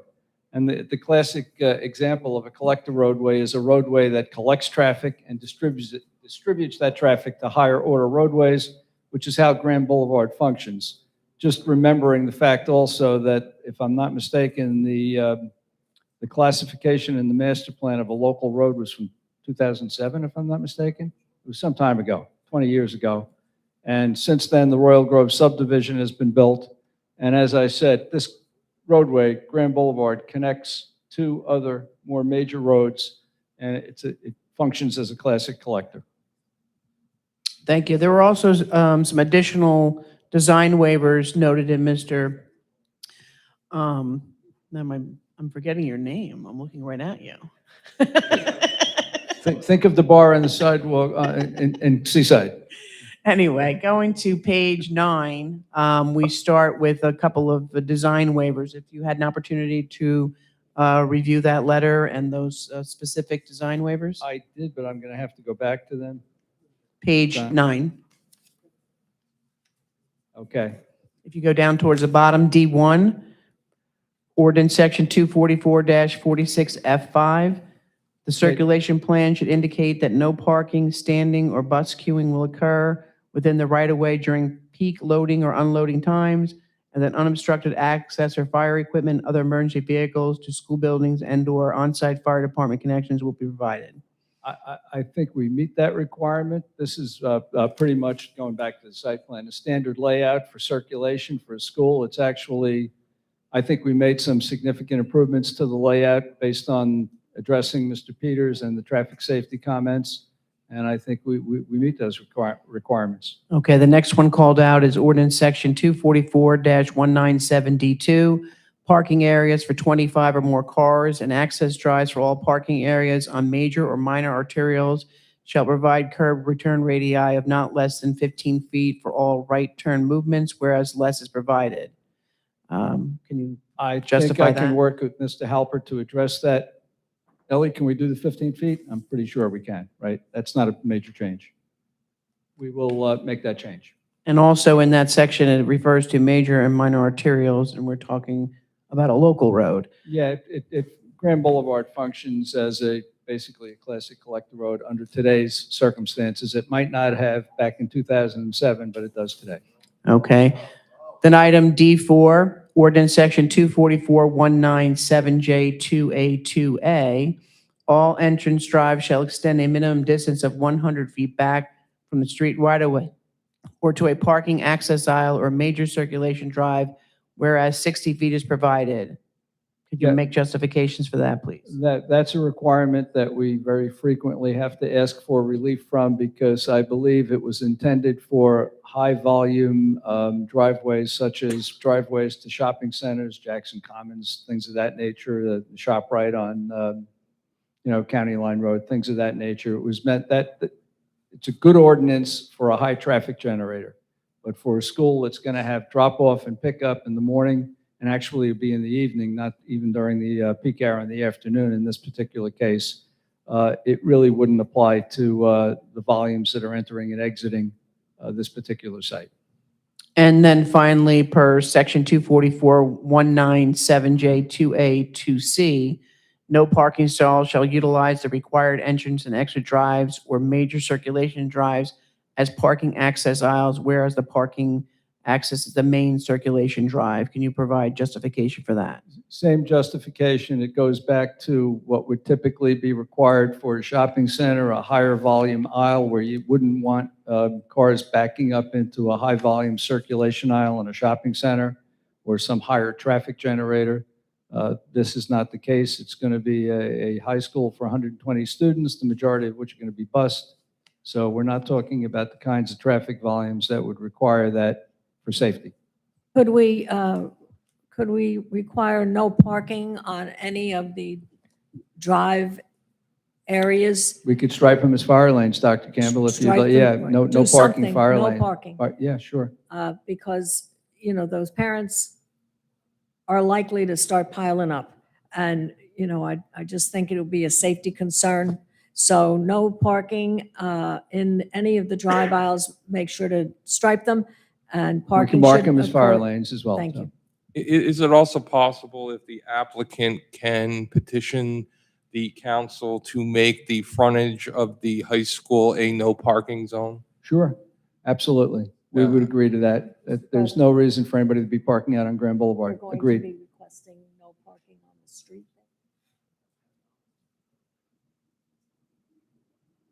Also, at this time, there is no lane marking or painting on Grand Boulevard.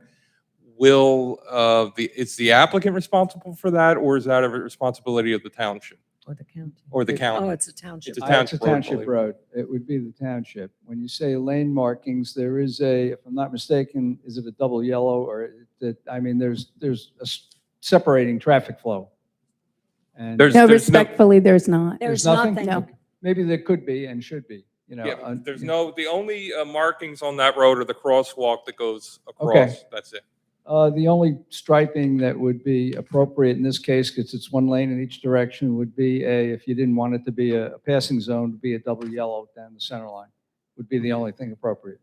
With breaks in the double yellow at the driveways. At the driveways? Yes, exactly. And that's a township issue? Yes. So could we also request with the no parking zone, you also request the lineage added to the road? Yes. Thank you.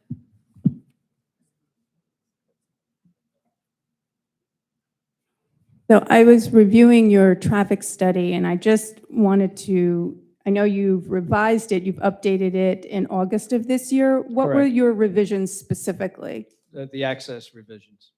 Just the access Yeah. revisions? So the last time that you did a traffic study, checking traffic was in June of 2022?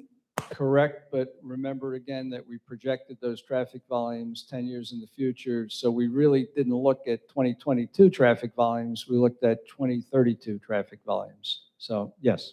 But you're not looking at what's happening in the area. So on East Veterans Highway, there is and I apologize if I say this wrong, is a temple, yeshiva, there's a big, I think you thought it was under construction, but it's been completed.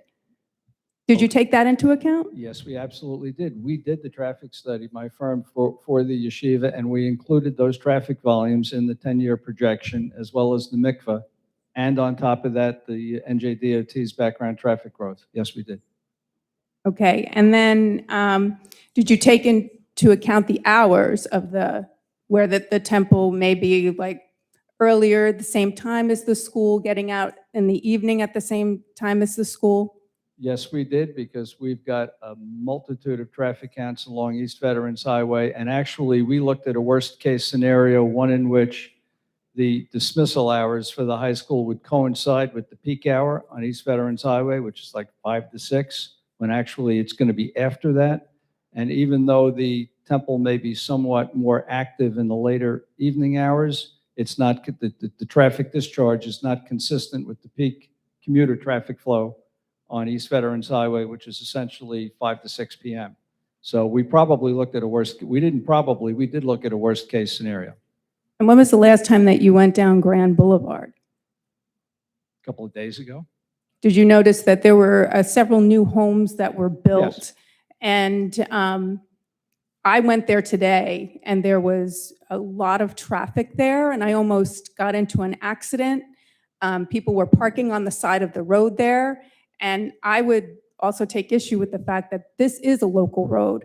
It's not a very long road, but it is a local road, in my opinion. I respectfully, from a traffic engineer's point of view, it collects traffic from Royal Grove, from the other land uses. And if you just look at it, you got Bowman Road on one side, East Veterans on the other. There's only two places you can go, either Bowman Road or East Veterans. And so that would fit the definition of a collector road. Does it fit the definition of a collector road with the township? What do they call it? From the IT, the Institute of Transportation Engineers, or even if you look at the RSIS, the Residential Site Improvement Standards, that's what a collector road, that's the function of a collector road. That's not my question. My question is not what it appears to be, and I agree with you, that's what it appears to be. What kind of road does the township call it? The It calls it a local road. The township calls it a local road. And let me back up for a second. From a traffic perspective, I don't know why that's in your ordinance. To me, there's nothing inconsistent with having a school on a local road. Nothing inconsistent. If you drive around the state, you drive around the country. Schools belong in residential neighborhoods. There are a multitude of schools in Jackson, throughout Ocean County, throughout the state of New Jersey, that are on local roads. They're in neighborhoods. So there's nothing inconsistent with having an access to a local road, but I still think this functions as a collector. Yet, we would have to give a variance. Yes. So there's a difference. The township is calling it one thing. You're calling it something else. We need a variance, yes. Or would you need to get the township to declare that a connector road? No, we just need a variance from the township's ordinance. I think Ms. Jennings would agree with that. We just need a variance because we feel there's justification for the variance. That's all. And I believe Ms. Cofone is going to be putting testimony on as to a C2 variance, correct? Correct. Okay. And be mindful that we're dealing with an inherently beneficial use.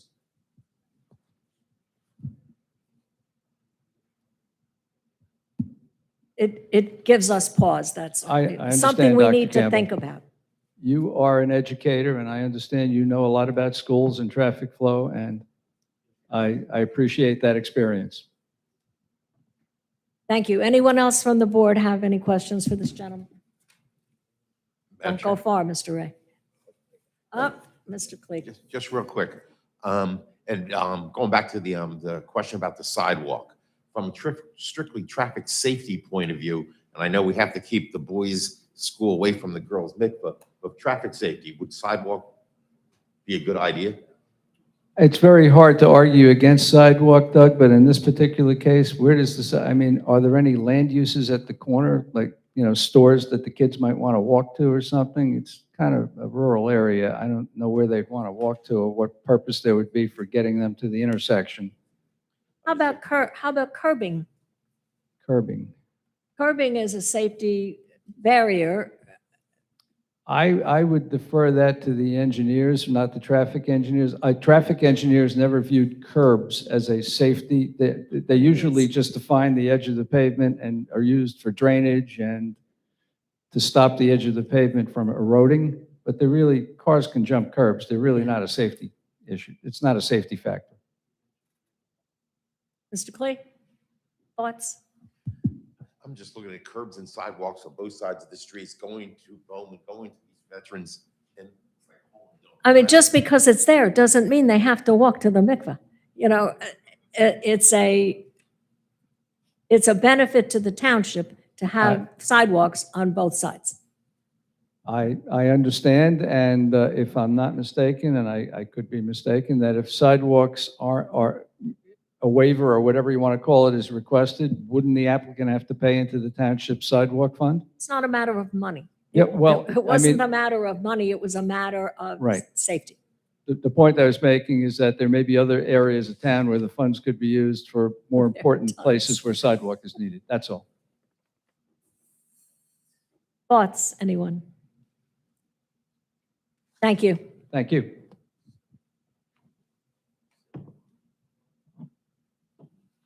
Okay, at this time, I'd like to call our planner up, Christine Cofone.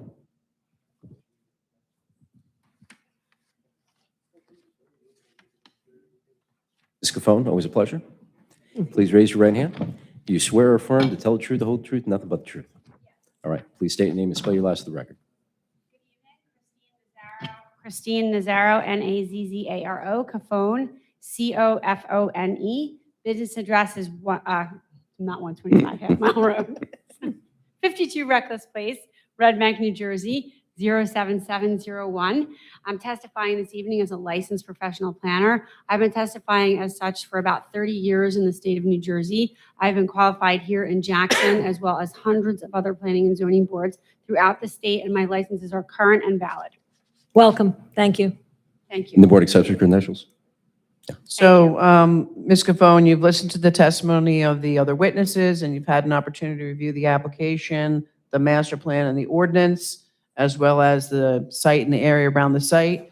And from a planning perspective, you understand the variances that the applicant is seeking and the design waivers. And if you could go through your analysis and based on your professional opinion, can you determine whether or not the applicant has satisfied the statutory criteria?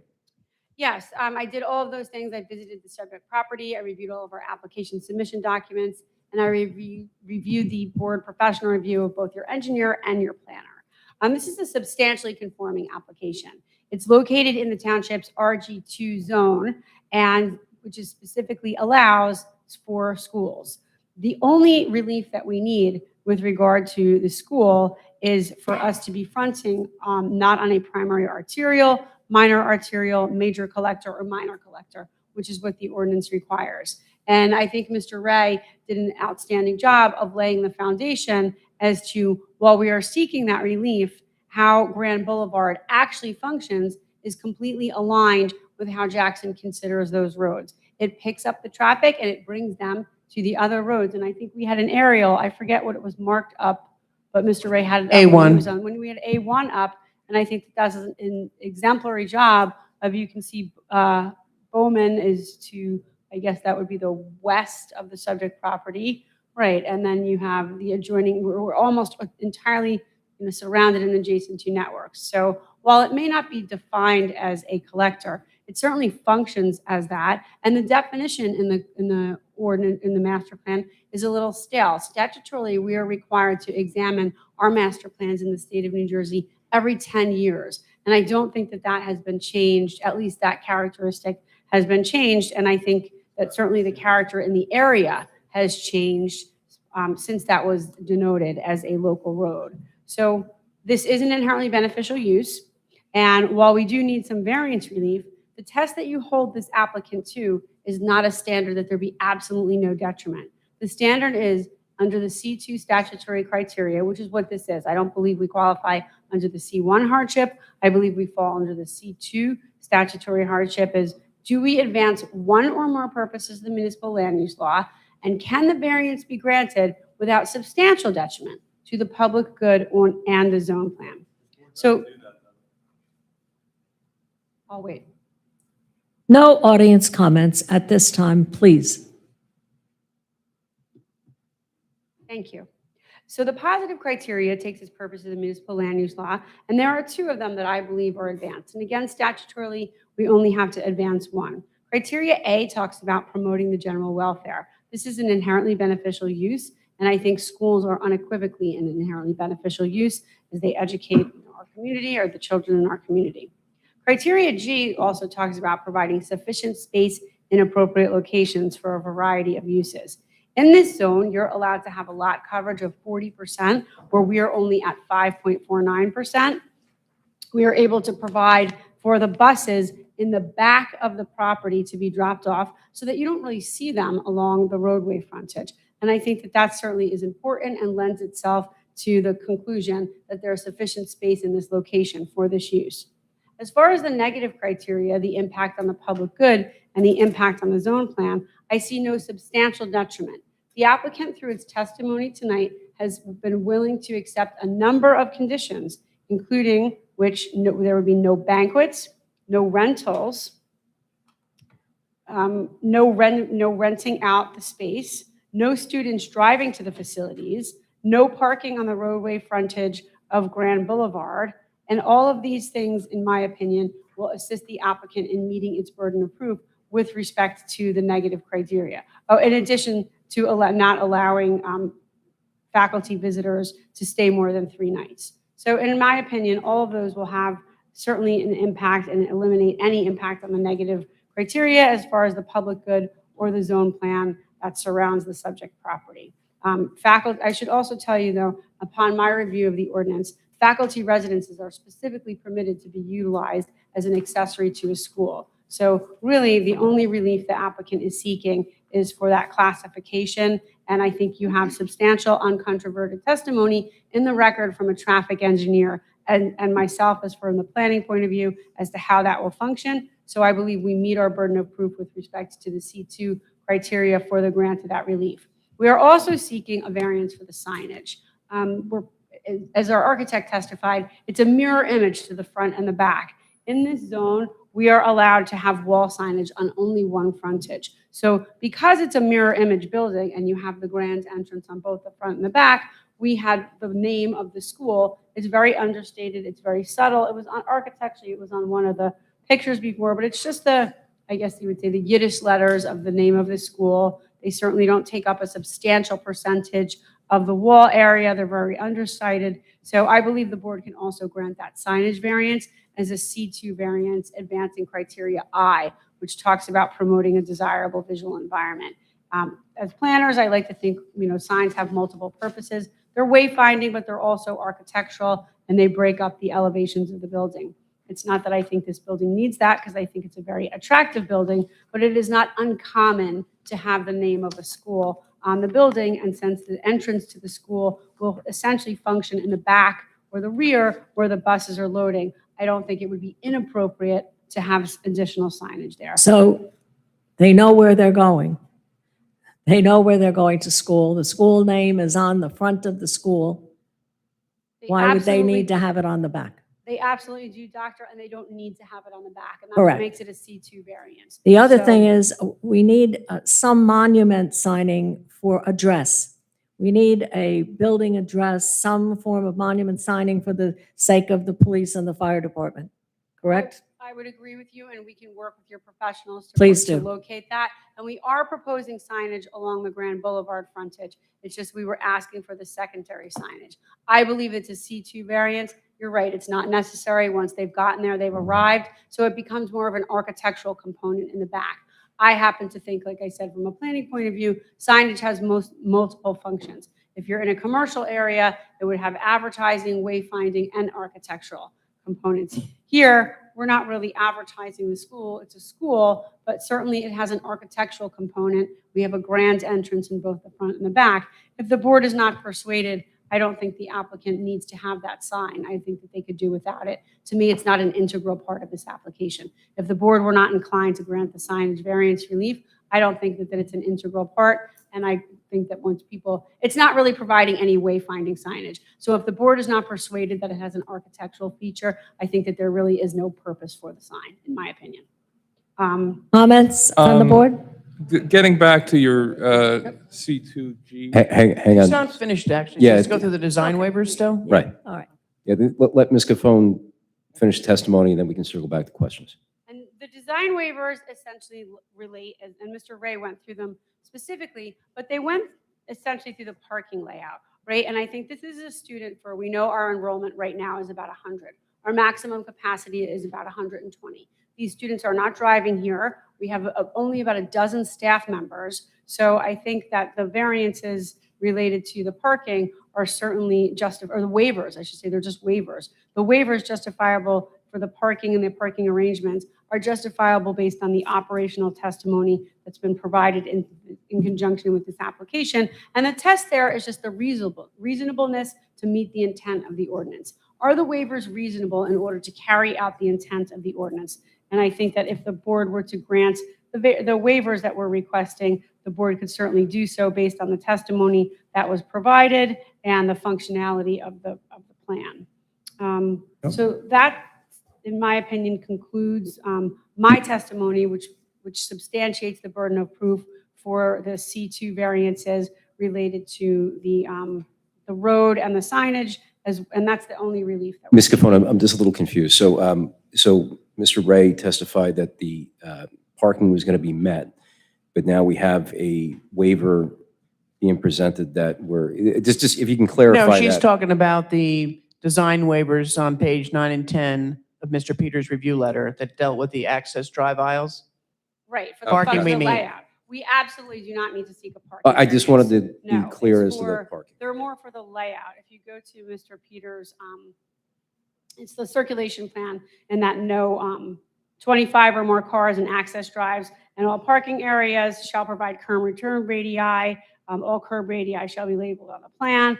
Entrance drive shall extend a minimum distance of 100 feet back. These are the waivers that I'm talking about. And Mr. Ray went through them all specifically, but the waivers really are relating more to the layout of that and those functions, not to the sheer number. We absolutely, I think, exceed the number of parking spaces we need, but we do meet your ordinance requirement for parking. Mr. Peters, any thought on those waivers? As it relates to the design waivers for entrance setbacks and the parking locations, they were generally set up for larger parking areas. So while the number at which this threshold comes in is 25 or 50, it's generally utilized for large parking areas like a ShopRite. Businesses? Correct. The other reconciliation of setting something back 50 or 100 feet is in a lot of areas, our zoning for commercial areas doesn't allow for that. So if you have a commercial zone along County Line Road, only goes back 400 feet, it makes it very difficult to take all of the traffic in 100 feet. Not impossible, just difficult. As it relates to this particular site, putting in a 100-foot setback would require everyone to go to the back of the property to start. We would have a difficult time parking vehicles in the front. So as it relates to the traffic safety aspect and the testimony that was given. I don't take any exception to the design waivers as described this evening. Thank you. That's a help. Appreciate it. Mr. Sullivan. Yes, the C2G variance you're asking for, the width of the road there, wouldn't you say that that is inherently not conducive to this application, that it's only 50 feet wide there? I would not agree with that. Our traffic engineer did a traffic impact study that was submitted that he concluded that there would be safe and efficient access to the site. This is a zone that also allows things such as house of worship and public buildings and governmental offices. So I think that I would have to disagree with you respectfully there, that makes it inherently unsafe. Our engineer actually testified, our traffic engineer actually testified the opposite of that the site would function safely and efficiently despite its being located on a local road. Is there any possibility of the applicant widening the road in front of their frontage? I think that would be a question that would be better directed to either the site civil engineer or the traffic engineer.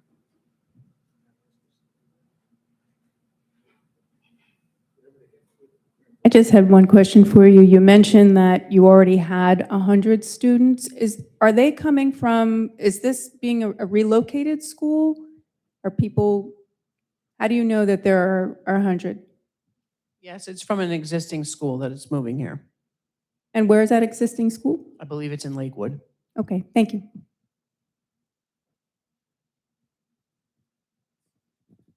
My Madam head is on Chair? a swivel trying to cover everybody. Let's get Mr. Peters again.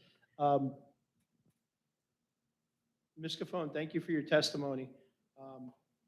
The only issue I'm stuck on this evening has to do with Grand Boulevard being a local road. You are familiar that the requirements for the location of schools for higher education only exists for the last 2 or 3 years, correct? I am aware, yes. So as I look through the RG2 standards of 24490 in subsection E, which is the bulk standards and design criteria for primary and secondary schools, higher learning institutions, and accessory uses thereto, including dormitories, student residences, and faculty residences. Comment 1B says, primary and secondary schools and higher learning institutions shall only be located on principal arterial, minor arterial, major collector, or minor collector roadways as indicated or defined within map CR4 or any updated version of the Jackson Township Master Plan. So, well, I understand that Mr. Ray said it acts as a collector road. I'm not sure if that exceeds the threshold. The town spent considerable time and effort to create this standard. Ms. Jennings was part of the drafting of the ordinance and the utilization of the reference material for the previous master plan's mapping of higher order roads. I'm trying to understand how to reconcile that with the idea that the town just did, planning board just did a new master plan and didn't make any recommendations to offset this or to redefine it or to say, well, yeah, except maybe where it kind of functions like a collector road. So I'm having a difficult time reconciling that I have an ordinance that's 2.5 years old, a master plan that's a year old, and none of them have said, we have a map that has standards, red colors and yellow colors and orange colors, and they represent different level roadways. But yet we're going to suggest that regardless of that, because it's an inherently beneficial use, we should do it because it acts or functions like a collector road with, quite frankly, minimal testimony. No disrespect to Mr. Ray, I respect his testimony, but He gave his own definition. He didn't reference our master plan, our land use ordinance. So I'm having a little bit more trouble reconciling the variance request just because the land was available and it's an inherently beneficial use. I was wondering if you could Yeah, I can convince me provide. otherwise of that. I will do that, Mr. Peters, because I think, first of all, in my experience as a planner, I think it would be unusual to see a master plan that made very specific recommendations like that. That's not really what the master plan would do, would be to drill down to change the designation of one specific road. Master plans are usually a little bit more global and visionary. But reading from the same section of the ordinance that you read, section 24490, you read E1B. I'm going to go down and read E15, which reads, a traffic circulation plan indicating circulation, access, parking, and loading/unloading areas is required. Additionally, this circulation plan should indicate that no parking, standing, or bus queuing will occur within the right-of-way during peak loading or unloading times, and that unobstructed access for fire equipment and other emergency vehicles to school buildings and/or on-site fire department connections will be provided. So when I read that from a planning point of view, and we are here for a variance, so we clearly violate that one section of the ordinance. But if you go on and you read, right, E5, that has to speak to the intent of what this municipality was trying to do when they were controlling traffic access. And I think that this application meets every single one of those items and the concerns are addressed. There's absolutely no concern resulting from the fact that this application fronts on a local road. We have proper access. We have more than enough parking. We have more than enough queuing. We testified that we think we'll be using 2 buses, but we have space to queue for 4. So we have accepted a condition that we would have no parking along the frontage of Grand Boulevard. So I do think that while your ordinance has that requirement, we meet all of the concerns. And I think as a planner, when we are testifying, no matter what type of variance it is, what we have to reconcile is what the intent of the ordinance here is. And here, the intent was to have safe and efficient circulation to the site and through the site. And I think that there is uncontroverted testimony in the record based on Mr. Ray's testimony. His testimony was limited. It's a brief issue. And I did review your master plan, and your master plan classifies as a local road as local streets which provide direct access to abutting land uses and are primarily responsible for residential areas to connect to the larger connector and arterial street networks. So that's what this local road does. And I don't think having this proposed school at this location will have any offense to that local road. It also defines a minor collector as minor collectors are similar to major collectors in their function, but tend to have shorter lengths, lower driveway densities, lower speed limits, lower traffic volumes, lower number of travel lanes, and are spaced at smaller intervals.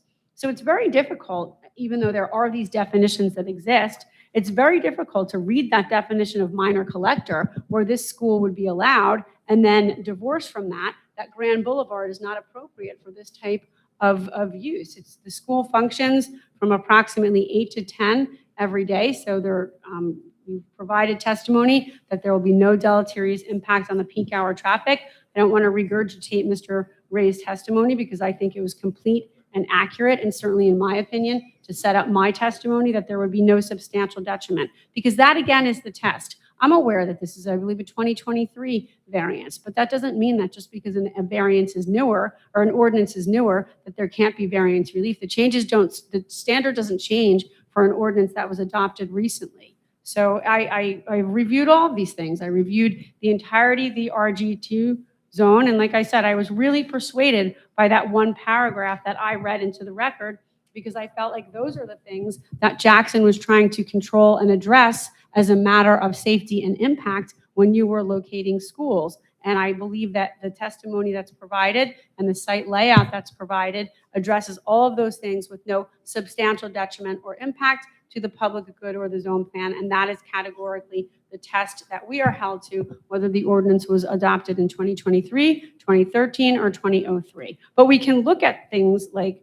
that the master plan classification is stale for the roadway. The board can certainly consider that the changed circumstances are absolutely an appropriate term in planning, and there has been significant developments in this area since 2007 when that classification was put into place. So the board can certainly consider that. And while the master plan did not go and address and make a recommendation on a individual road level, I think when the board looks at the global intent of that zone, it can be comfortable that there's no substantial detriment. You're welcome. Thank you. I would disagree with some parts of that. I think parentheses 5 describes on-site design standards and not siting. And I think 1B speaks specifically to siting. It's what classification the road frontage is. And in map CR4, there's actually, I'm sorry, not in the map CR4, in the written portion of the previous master plan, there were a list of roads that were permitted or that were categorized as primary, principal arterials, minor arterials, major collectors. So I perceive them as two different sets of guidelines. One is an on-site set of design standards, and one was a siting standard. So I don't take any exception to the rest of Ms. Caffone's testimony.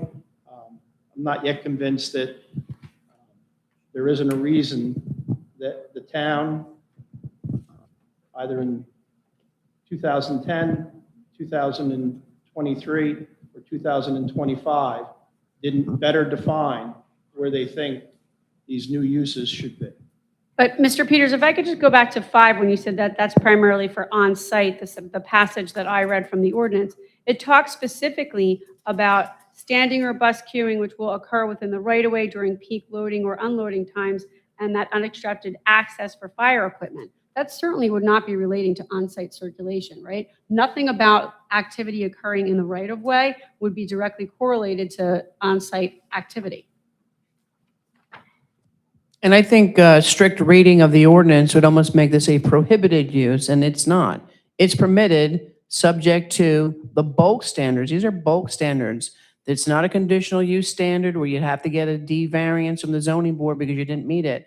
It's a bulk standard, which is a much lower standard. And so if you meet the criteria and demonstrate the positive and negative criteria are met, you can get relief from this. This is not a complete prohibition. It's a C2 variance standard, yeah. Yes, that's what I testified to. Right. Thank you. Thank you. Is that conclusion of your testimony? Yes, it is. I think it would behoove us to take a 10-minute break at this time, if that would Sure. suit everyone. Thank you. 10 minutes, please. Thank you.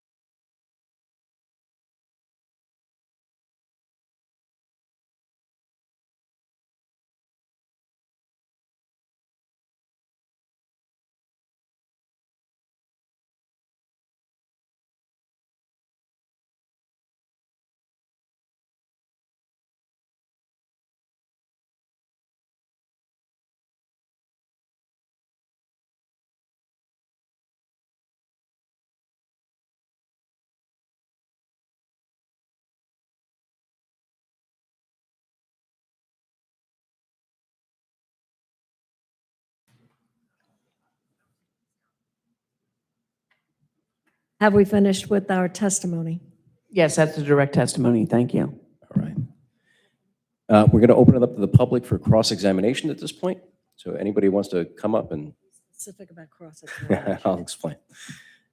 So we're going to open up the cross-examination. Cross-examination means that you have the opportunity to ask the applicant's professionals regarding any questions regarding the testimony they provided. So it's got to be specific, cogent, to the point regarding testimony that they put on the record. And any general comments we can leave until the end, which is the second part of this. There'll be another general public comment period where you can put your opinions and feelings and thoughts on the record. That's not specific as to actual questions. All right? Please raise your right hand. You swear and affirm to tell the truth, the whole truth, nothing but the truth. I do. Please state your name and spell your last of the record. Adam Heidi, Haidi. I'm a resident of 70 Verbena Court in Jackson. I am on the Environmental Commission, but I'm just speaking as a concerned resident tonight. All throughout the testimony, it was mentioned that this property is within the overlay zone. Is that correct? Is that correct, Ms. Jennings? I'm not a witness, so It- Ellie, do you want to come up? Yeah, if we want to bring the Engineer, anybody. engineer up. Yeah.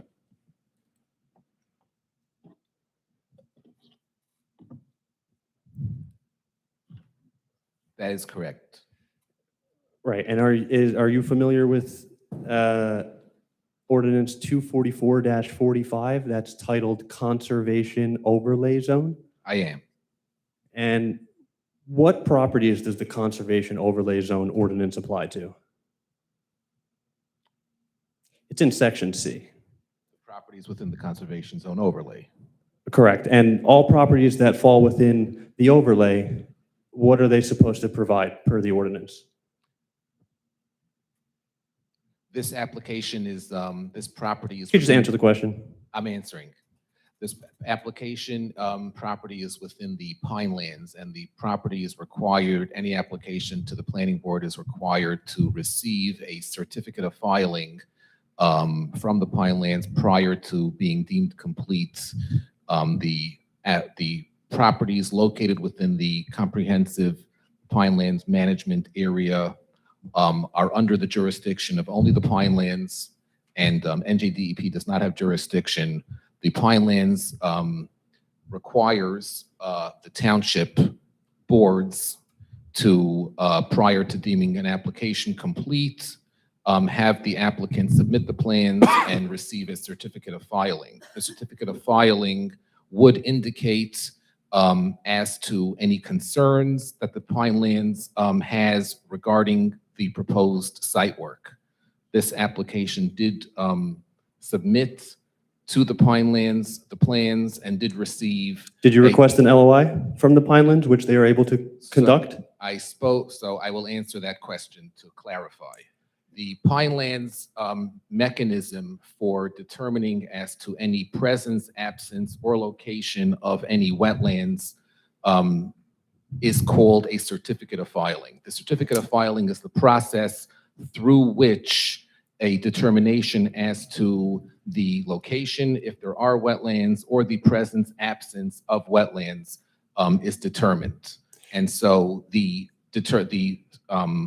issuance of a certificate of filing where the inconsistencies indicated are regarding stormwater management and there are no inconsistencies regarding any wetlands or threatened and endangered species, the lack of any inconsistencies regarding that is itself a determination within the certificate of filing as to the absence of such features. That would answer this that question. So to follow up on your answer, are you familiar with the process of how the Pineland conducts an LOI? You do know the applicant requests the LOI. Did you request an LOI from the Pinelands? I'm very familiar, and or did you not request an LOI? Did you yes or no? Hang on, let him speak. Let him speak. The process, just to clarify again, and in anticipation of any more clarification that was needed, because I do want to make sure that the answers are clear. I did additionally speak with Mr. Keith Carter this past week, Thursday. In regulatory, right? In regulatory. Correct. And he is open to anybody from the Environmental Commission reaching out. But again, the process for a determination regarding wetlands within the Pinelands area is through the mechanism called a certificate of filing, and that the applicant did. It is just untrue what the applicant is saying. The applicant must, okay, Donna, Can't go ahead. testify. Understood. Okay. Is the applicant familiar with Article 7 in our own township code? Could you, we have Article 6 and Article 7. The overlay falls within Article 6. What is Article 7 titled? I would be willing to listen to your recitation. Well, Article 6 is Jackson's Pinelands provisions. It's 244-61. Correct. Through 244-107. And there's no language within the Pineland provisions of Jackson Township's ordinances that conflict with Article 6. Yeah, but Adam, he is correct in the fact that the LOI is a creature of statute from the DEP. The certificate of filing is a creature of statute with Pinelands. When it's a Pineland zone, the Pinelands retains jurisdiction over it. There's nothing within the CMP that prevents an applicant from complying with local code. So I get that, but an LOI doesn't exist within the structure of Pinelands. You basically have to request a. You have to request the LOI. Well, it wouldn't be an LOI. It would be a presence absence. No, it's an LOI request. application. I have it. I can show it to you. So an LOI is a very specific thing for the DEP. It's an actual statutory. So a presence absence request would do the same thing, but it would just be on the Pinelands version. So Correct. jurisdictionally, And it's. not all LOIs are created equally. However, the Pinelands is capable of issuing an LOI. I understand that. So Two things typically though. Our ordinance explicitly asks for an LOI from the NJDEP. 244-45 specifically states from the New Jersey DEP. Just let him. Furthermore, To clarify, if you just let him. to clarify, where the in- ordinance, to answer, the ordinance specifically would like that determination to take place. That determination has taken place with the issuance of the certificate of filing. No, it did not, And sir. a lack Hang on, of hang on. any indication of any environmentally sensitive features such as threatened and endangered species and wetlands. And this is further Can you say as something? per a conversation with the Oh, say something. reviewer on this plan. And this engineer is familiar with other jobs, but I specifically had a conversation with Mr. Keith Carter. isn't the Excuse me, overlay a excuse me. map-based? Hang on, guys. Hang on. I have one thing to say. I understand this, and I agree with you that it's a matter of language, and you have your wet lines by Pinelands. I understand Just they read got the the ordinance. jurisdiction. I understand that totally. To satisfy everybody, would the applicant be willing to send a letter to DEP and let them, or whatever you call it, Bobby? It would be And say- presence absence. Letter of presence of Letter. absence, and send it to DEP for their clarification also? The applicant certainly would be willing to send a letter to the Pinelands. The DEP doesn't have to the Pinelands. To the DEP also, the DEP doesn't have jurisdiction. No, but let them come back and send a letter to you. They don't have jurisdiction. The applicant is willing to send such letters, yes. Thank you. As a condition of approval. Yes, thank you very much. The conservation overlay zone is a map-based trigger, correct? Yes, and. That would indicate, full stop, whatever's within the map, that ordinance would apply to, correct? That is correct. Thank you. And is there any, can you point to any language within either Pineland CMP or Jackson Township's Article 7 Pineland provisions that points to a conflict between that overlay ordinance asking for an issued LOI and the Pinelands LOI?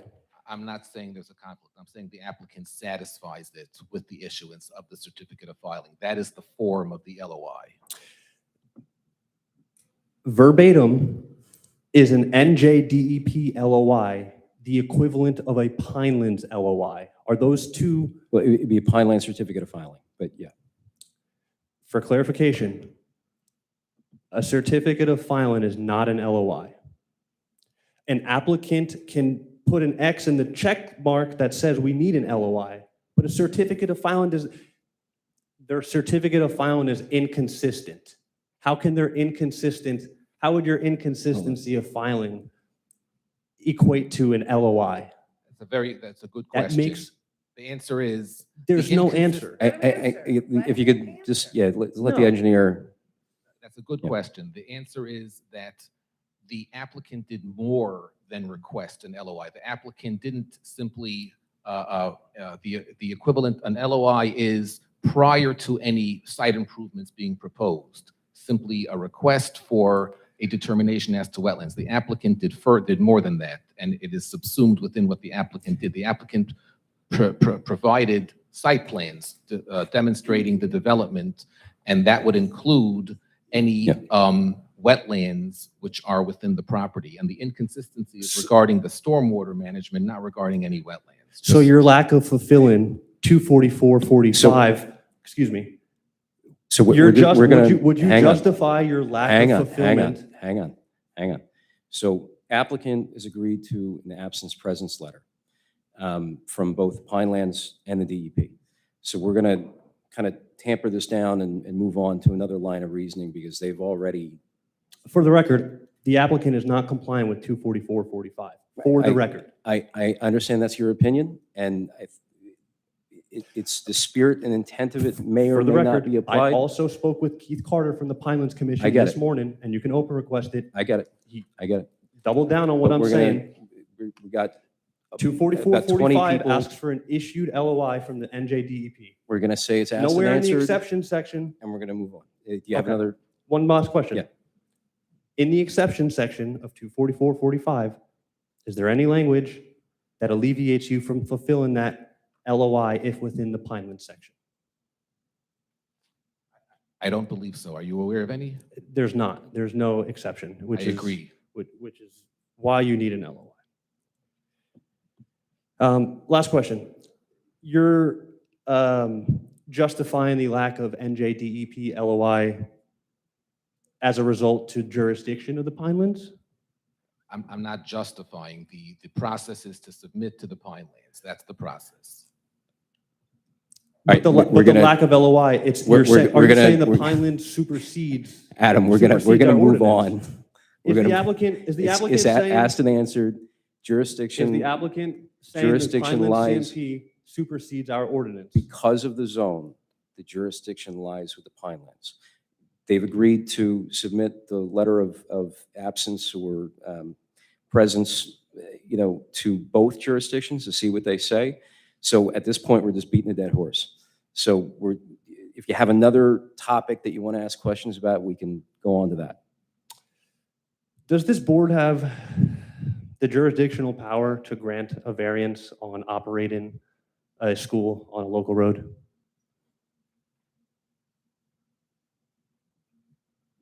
I think that would be a question maybe for the planner. Okay.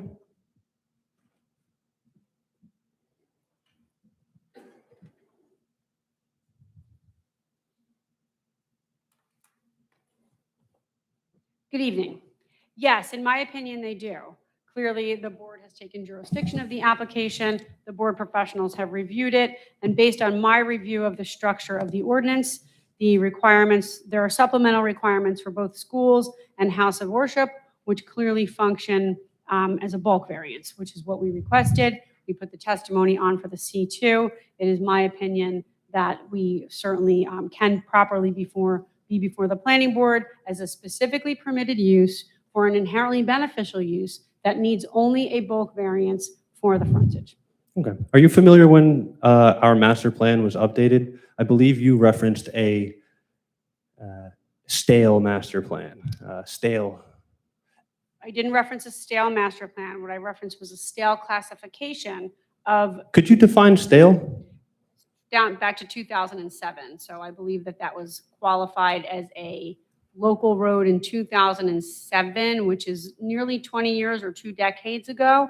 And I also testified about changed circumstances in the area since it was designated. I didn't say that your master plan was stale. Your Okay. master plan is certainly within the statutory limits of 10 years. Could you define stale? I just did. Could you define stale? I think she Instead of just using did. it in a So sentence? We're going Asked and answered, Mr. Shea. to say asked and answered. Understood. Yeah. And when was Jackson's master plan last updated?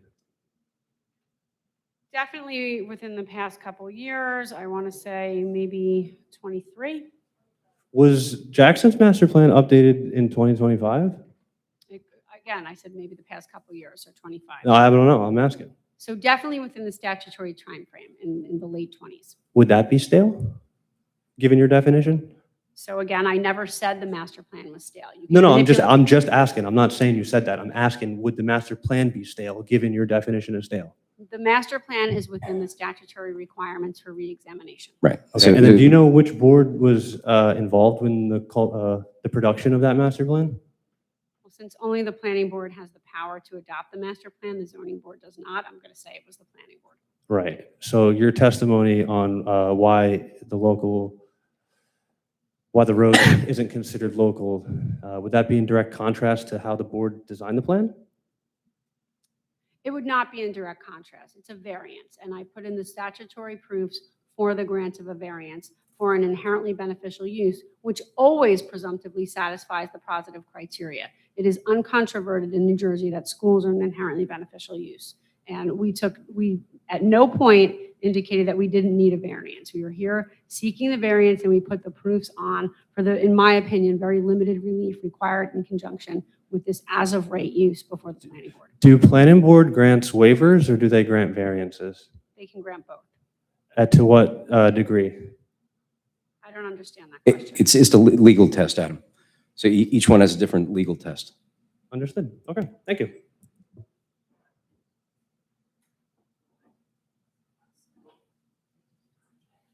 Please raise your right hand. Do you swear or affirm to tell the truth, the whole truth, and nothing but the truth? Yes. All right, please state your name and spell your last for the record. Benzine Foster, B-E-N-Z-I-O-N. Oh, if you could just talk You in the have to get microphone. close, I'm sorry. B-E-N-Z-I-O-N, F-O-R-S-T-E-R.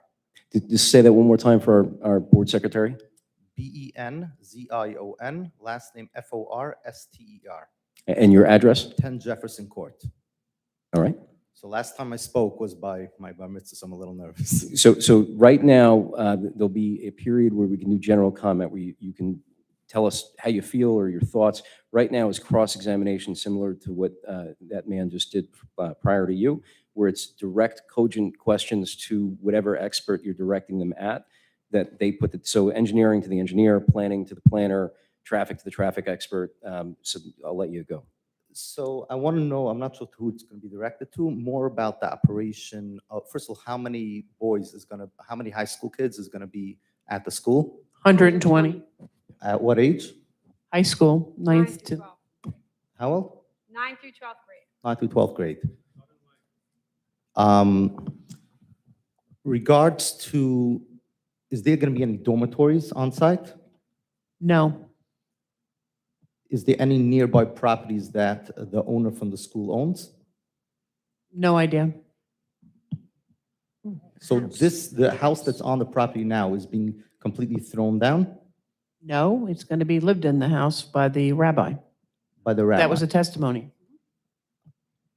And the boys are not going to be there at any given time. Is that correct? I would don't I'll understand probably that ask that a question. So different. basically what I'm getting at is I want to know if there's ever going to be a time where, usually for this age kids, it's, a normal thing to have dormitories. So No No dormitories on dormitories. site, yeah. they're not going to be inside. So how are they being bused then? On a bus. Right. Is the busing going to be private busing or public? Private, but I think, Ellie, why don't you come up, because now I've been testifying, but this is all stuff that went over at length, but we'll repeat it.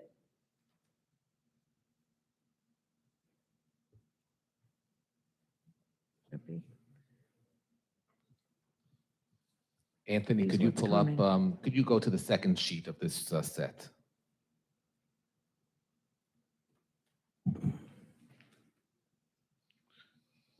The I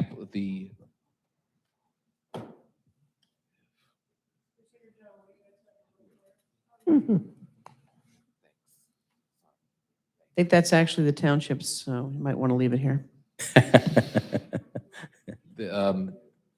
there's a loading area for busing. How many spots is there again? 25, you said? Parking spots. Parking spots, there's a parking spot sufficient for 152 required spaces. On the off days, So there's plenty of times where regular busing is not operating. How you plan on having the kids bus to school? How are they getting there? I understand that the applicant is busing the schools. I'm not sure what you mean by off day. Or if there's no school, then they're not being bused because the school's closed. How about events? Because as far as I saw on the planning, on the plans, there's going to be a snowstorm. That means you're going to have events there, which is going to have more people than the general operation of the school has. If there would be a lecture, the children would be there the same way. They would be there via bus. And if there would be any So the lecture. adults will come in on a bus as well? The No, parents, like if anybody else would come, they would come by car. a car? That's on the occasional lecture that's given, yes. How about outdoor? Where these boys going to congregate, other than in the building? There's an area over here where there's going to be a basketball court. That's a basketball court. That's A basketball court and some yard area. Okay, that's about it.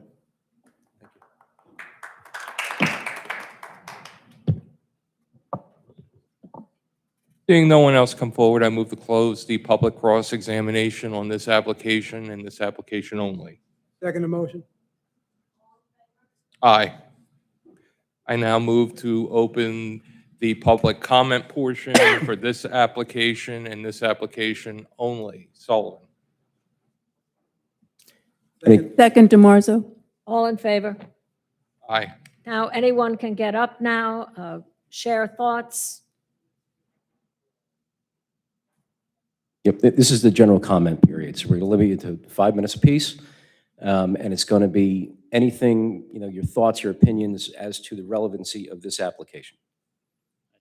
Good evening, people. Please raise your right hand. Do you swear and affirm to tell the truth, the whole truth, nothing but the truth? I affirm. All right. Please state your name and spell your last for the record. Sam Weinstock, S-A-M, Weinstock, W-E-I-N-S-T-O-C-K. And your address?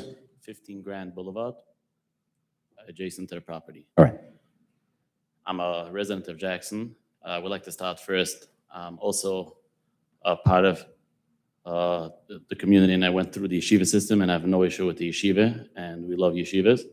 The only concern that I can say that we would have, that this is a local area, and it's a local residential area, which I haven't heard anybody to do any search on how many kids there is in the area. Kids are crossing, boys, teens, all over every single day at all times to go learn and pray and study in the synagogue. This is a very residential local area, which the street is approximately 25 to 30 feet of the road. A bus is around 40 to 45 feet. This is just on a safety concern. I think this would concern if everybody would live on the same area. This is nothing personal. This is just a safety concern. As for hundreds of kids that live in the neighborhood, which are crossing there daily. And we don't feel like this is the right area for a yeshiva in this size with this capacity to be in a local street, and there's more than enough properties which are on a main artery that they can comply with, and they shouldn't have to go for a variance like this. And we hope that you'll take it in consideration on behalf of a whole Royal Grove. They all oppose this. There's over 160 residents living all at the close proximity on the Sabbath. We don't drive. Most of the kids don't have cars. The yeshiva bochum, which are at the age of drivable, there's teen drivers with a bunch of kids. This is just a big safety concern. And we'd just like to voice opinion. We hope you'll take this into consideration as a vote and to oppose that. Thank you. Thank you.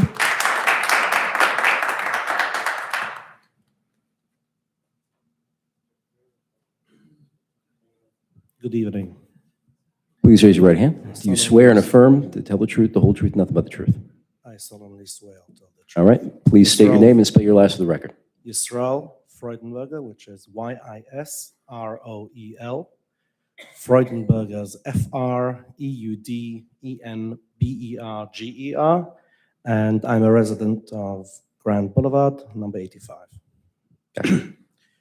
So Good evening. I'm not as articulate as the engineers and attorneys. I've never done this before.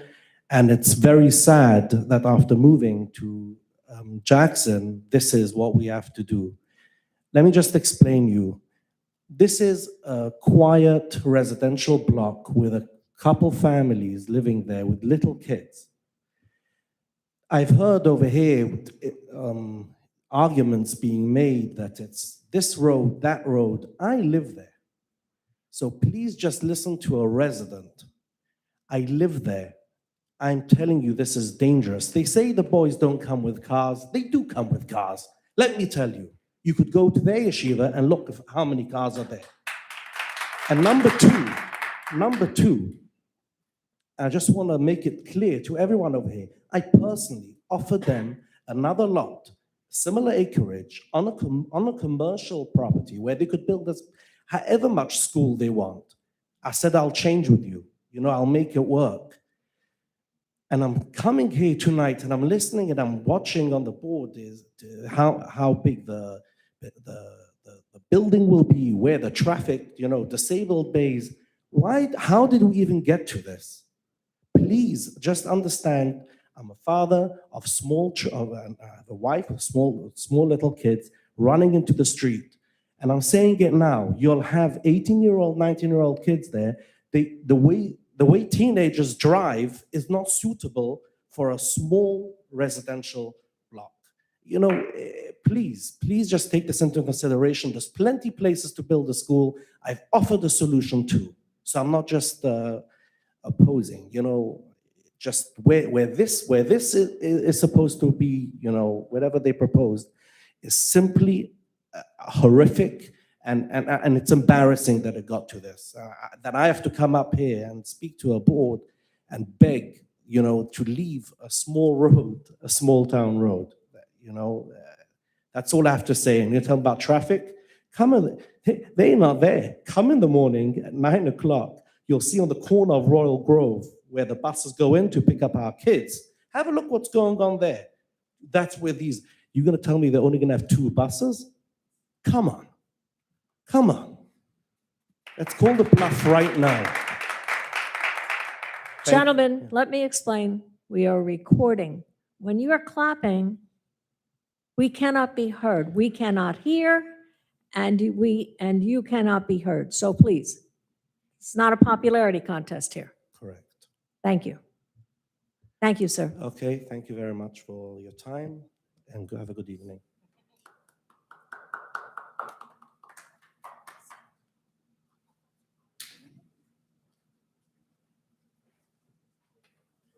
See if I can handle the mic. All right, you can pull it forward to you if you need be. All right. We're on the taller side. You can pick it up. Pick it up? Yes. How's Please that? raise your right hand. Do you swear and affirm to tell the truth, the whole truth, and nothing but the truth? Yes, I do. All right, please state your name and spell your last for the record. Name is John Chappell. It's Chappell. Live on 871 Bowman Road, Jackson. All right. I have a comment and a question. Comment is, as someone who lives on Bowman Road and sometimes finds myself on Grand Boulevard, is very much neighborhood, right? There's a big development just to the west of it there that we had on the screen a minute ago. And this has a very much a neighborhood feel. Kids playing in the street, very different from East Fets. So I just wanted to make that statement. This is not really, I don't know the legality, but as someone who lives there, it doesn't feel like a connector. Is that the word you guys use? Connector. Very different from East Fets. People, children playing in the streets, their behavior is the same as if they lived in a small neighborhood. So there's a risk there for pedestrians, no question about it. And as the traffic goes up, that risk is going to go up. And the second thing I wanted to just share is that it is by no means clear where the responsibility of the zoning board ends and the planning board begins. There seems to be this porous overlap that makes it very difficult for those of us who are not lawyers to understand what's going on. So I just want to say that. Not just for tonight, but I've seen that here many times before. Thank you. Thank you. Yeah, so just real quick, so the difference between the planning board and zoning board, I'm sorry, I missed that, I was making notes, is that when something's the planning board, it's a permitted use or a conditional use. That's expressly stipulated in the ordinance of the zone itself. If it goes to the zoning board, it's one of 6 different variance types.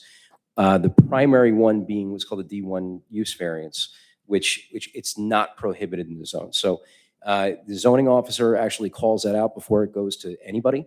And then it gets fed through the system until it reaches our engineer. And then from our engineer, it goes to our board secretary, or I'm sorry, it goes to our board secretary first, then the board engineer to the balance of the professionals. There's a flow-through process that happens. But when it's here, it's permitted pursuant to the ordinance. That ordinance is pursuant to the master plan and the spirit and intent of the legislators from the township. So it's a distinct difference when it goes to the zoning board versus the planning board. All right. Please raise your right hand. Do you swear and affirm to tell the truth, the whole truth, and nothing but the truth? I do. All right. Please state your name and spell your last for the record. Holly Reynolds, ReYNolds, 3 Mary Beth. All right. I had other statements to make, but listening to about the local roads and everything, I'm trying to understand why they would think that this isn't a local road. But doing my research, local roads' primary function is to direct people to the residential properties, and often connects to a collector road, which in case this is what it is. And it was this planning board that on their master plan decided that this was a local road and should remain as a local road. So the fact that they want to come up with their own vision of what they want it to be doesn't mean that it isn't a local road. So I see that the residents here don't want to get more traffic and more of this type of situation, because you're going to set precedents that if they can do it on this local road, then you can do it on any local road in this town. So that is my first thing. The other thing, which I wasn't going to go into, is that I've been hearing a lot with Adam about the whole thing with the LOI and the New Jersey Pinelands Commission. I worked in a state agency for over 20 years dealing with the DEP and stuff like that. Just because the applicant's position that an LOI is not required due to Pinelands jurisdiction has not been substantiated with any citation to New Jersey DEP regulations or written determination from the DEP. New Jersey Pinelands Commission does not automatically displace New Jersey DEP freshwater wetlands jurisdictions. In many cases, both agencies have authority. Without an LOI or formal New Jersey DEP determination, the board cannot legally deem the application complete without violating its own ordinance. Courts in New Jersey, including Pinelands Preservation Alliance versus New Jersey DEP, make it clear that overlapping environmental agency regulatory schemes must both be satisfied unless there is a specific legal exemption. There is no statutory or regulatory citation nor any New Jersey DEP determination demonstrating that the Freshwater Wetlands Protection Act does not apply here. Without that, the board cannot assume exemption and cannot ignore its own ordinance requiring an LOI. So it's not that Pinelands Commission or DEP have the overall say. Municipal ordinances may impose additional or more stringent requirements so long as they are not preempted and are not inconsistent with state law or the Pinelands CMP. The LOI would also show where there was testimony that there are no endangered or threatened species. Well, if you go on the New Jersey DEP portal on the GeoWeb, or if you go even into our own master plan maps, this is a rank 3 state and threatened and endangered species. So there are reasons why we have these ordinances to make sure that the environment is extra protected. Thank you. Thank you. Seeing no one else come forward, I move to close the public portion. Oh, somebody else is coming forward. Hi, good evening. Shimon Strass is my legal name. Last name is Hang on. Do you swear or affirm to tell the truth, the whole truth, nothing but the truth? Yes. All right, please state your name and spell your last. Shimon Strasser. Last name is spelled Strasser. Laura, you good? Yeah. Address. Address. 79 Grand Boulevard. I myself, just like my neighbor, I live on the block, no professional, no public speaker, just concerned for the safety of my family, 4 young children, and my neighbors. We all have young children. They are all on the streets, they're playing. We came to this area to live more freely and give good quality of life to our kids. It's a local street, a local road, whatever it's called, and it feels that way. We want it to remain that way. I have nothing against the yeshivas. I myself went through yeshiva, and we would love for them, we'd love to oppose this. And like my neighbor said, somebody made an offer of, building the yeshiva somewhere else. This is all about safety. And, there was about a year ago, this resident right now, there was a group of yeshiva boys that were there for the weekend. And I had a little feel of that experience of what that is, even though it was during Sabbath where they don't drive cars, but they were very, very loud. It did not feel like the local road anymore. And they were just Friday night making a lot of noise on the streets. It was just not pleasant. And that was just a group maybe of 10, 15 teenagers. I can't imagine what that would look like with over 100 teenagers.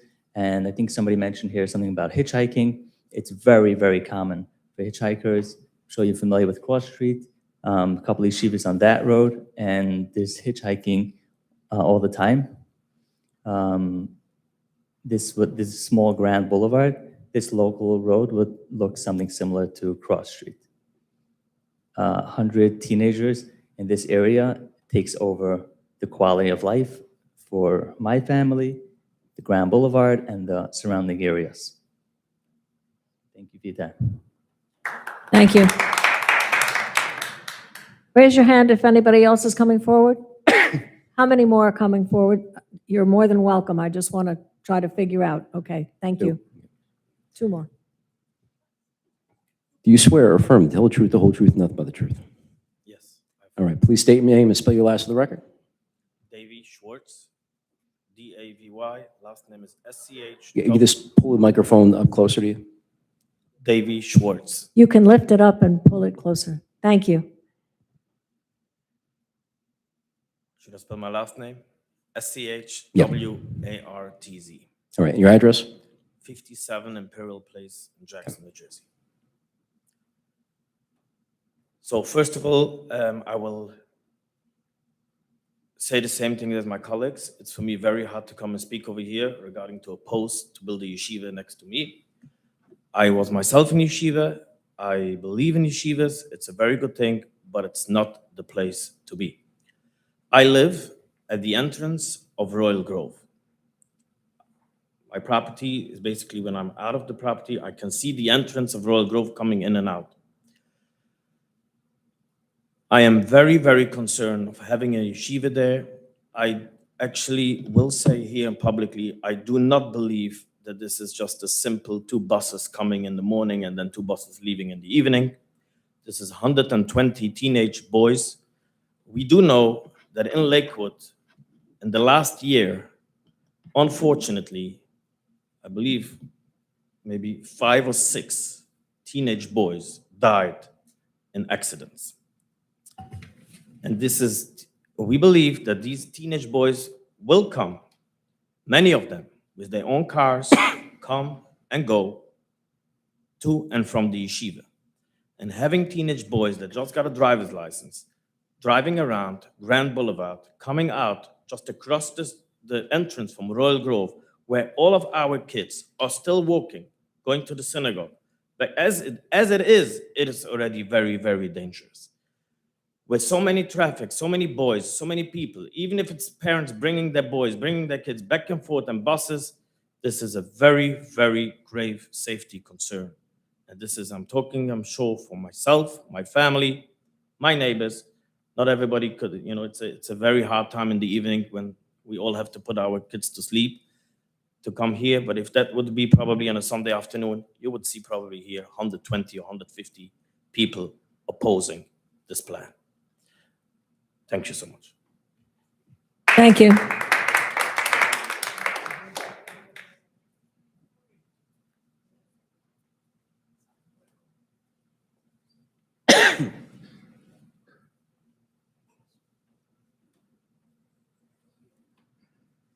Please raise your right hand. Do you swear or affirm the whole truth, nothing but the truth? Yes. All right, please state your name and spell out your last for the record.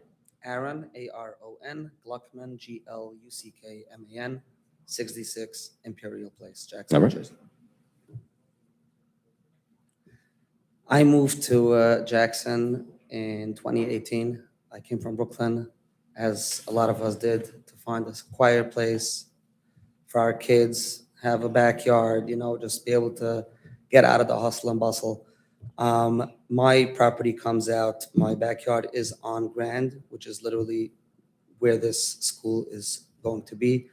As a lot of my friends said, neighbors said, nobody's opposed to yeshiva in concept. We all went to yeshiva, we're Jewish ourselves. We just don't think this is the right place for yeshiva to be. This is a local road, it's a quiet road, it's busy as is with people coming in and out, little kids, and this is just not the right place for it. I think they would be better off in a commercial area, somewhere where maybe it could come out to a highway, but definitely not a local road like this. That's why I oppose this, and I hope that the board will hear those concerns. I mean, as you can see, we're all having more or less the same type of concerns, so you get the idea. And I hope that you guys will take this to heart and hopefully make a determination. Thank you so much. Thank you.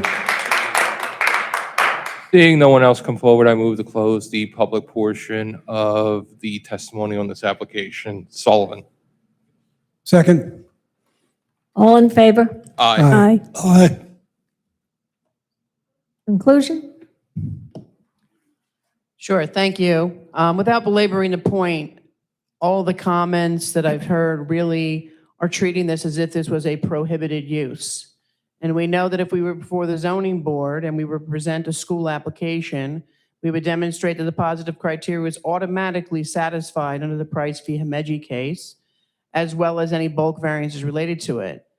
But in the township's opinion, this is a permitted use in the RG zone. This is a mere bulk variance with a test which is much lower than a D variance. And I would say, being that it's inherently beneficial use, it'd be very hard for the board to lawfully deny the application. What you'll also have to do is you have to look at the ordinance, and in the ordinance under the RG2 zone, there are a number of non-religious assembly uses that have no restriction on what road they could go on that would generate more traffic than this 120-unit school, which the majority of the students are going to come on a bus. There's going to be 2-3 buses max. 10% of the students would drive, so you're talking 12 students and 12 staff. Very low traffic generation compared to what could go there and be permitted on any road in the township. So again, I would respectfully request that the applicant has satisfied the criteria necessary for the grant of the variance. They have agreed to a number of conditions that the board and your consultants have requested, and I would ask respectfully that the board would grant an approval. Thank you. Thank you. And just if we just clarify there's 2 variances, correct? There's one for signage, one for the arterial road, and then 2 waivers, one for loading zone and off-street parking, right? Not the parking not the itself. parking, There were the- 3 design waivers referenced on page 8 and 9 of the Peters report. Right. Yeah, one for the parking diameter. All right. So let me just go over the legal standards with the board, right? So again, there's 2 variances, 2 waivers. So the board has to deliberate as to whether these legal tests have been met. The waiver standard is, again, for you can meet it 2 different ways, either undue hardship or impracticability. The request has to be reasonable within light of it being made, and also has to meet the intent of the ordinance itself. All right. As to the C2 variances that are being requested, the positive criteria, which was testified to, has to substantially outweigh any detriments. As to the arterial road variance, they indicated that, or Ms. Cafone indicated that the testimony met A and G. A is guided development to promote public health, safety, and morals. G is to promote sufficient space in appropriate locations. As to the second variance, which was as to the signage, she indicated that I believe it was criteria I that was met to create a desirable visual environment through creative development. Those are the legal standards. You guys heard the testimony. Now you have to make a decision. Ms. DiMarzo and I spent 18 months doing a master plan that was approved in 2025. We probably know every single road in Jackson and how it is classified. I read all the paperwork. I'm retired, so I read all the paperwork. And I'm looking at Mr. Ray's. The subject property is located on Grand Boulevard, a 2-lane roadway. And I know that's a local road. I travel that road fairly frequently. I know it's not a highway. I know it's not an arterial road. I know it's not a connector. It may look like a connector and smell like a connector, but it's not designated by the township as a connector. And therein lies my problem. If the road is designated a local road by the township, then the township would have to change that designation as far as I'm concerned before I could grant a waiver or a variance. And I would like Mr. Brezzi with whom I've worked on another master plan and plenty of other things over the years, and he represents the township here. Now, first I'd like to address the sign variance. When a professional gets up and says it's not really needed, but we'd like it, I can give you my feelings on that right now. On the road, and Ms. Jennings, I'm well aware of your argument about schools on local roads. I think we discussed that for about 14 months. And it was shown for years we did that, and I agree with that. But in recent years, we learned that don't work no more with the size of the town. And the master plan left it a local road. I give all the respect in the world to Mr. Ray's testimony. I'm not arguing with him. I just think that it's not right to grant that variance, in my opinion. I'm only one person. Where this town is going and how congested it's getting, that we have to really watch the local roads we have. I really feel that it has to go to the Township Council to do, and I'm only one of them also. So I think that's what, in my opinion, what should happen. In all due respect, I know your argument, and you're well at it. I respect you totally. You beat me up enough years, and I understand the argument that in the earlier years, the Holman School, the Rosenauer School, were all built in Brookwood and local roads, and that's come to a change in today's world in Jackson. Thank you. Any other board members have a comment before we go for a vote? Yes, I'd like to make a comment. If it looks like a duck and it quacks like a duck, it's a duck, and that is a local road. It is not even striped. It is not wide enough, in my opinion. And if any relief were to be given, that would be something that the council would have to do, not this planning board. We are not going to set the precedent of allowing schools on local designated roads. Especially without widening. Yes. All right, we'll look for a motion now, please. I'd like to make a motion to deny this application without prejudice, given the fact that it is on a local roadway, which is not prohibited is not a prohibited use for this type of facility. Just to be clear, so if we're denying it without prejudice, is there a condition involved in that? Well, without prejudices, they can go to the council and request that the road be redesignated. I think you should just do it with prejudice. We're just going to go to court. Not going to go to the council. That's fine. Then I will change my motion. I move to deny this application with prejudice, given that it is not the proper location for this facility. It skirts heavily the settlement with the township, and it is a local road, whether you like it or not. I'll second that motion based on the local road issue, and I feel there's been enough presence on that. And the issue with the sign, I think that would have to go away. And I vote. Just to be I'd like to clear, second. right, this is a motion with prejudice to deny. Yeah. Okay. Roll call. Mr. Brezzi. I vote yes to deny the application. Mr. Marzo.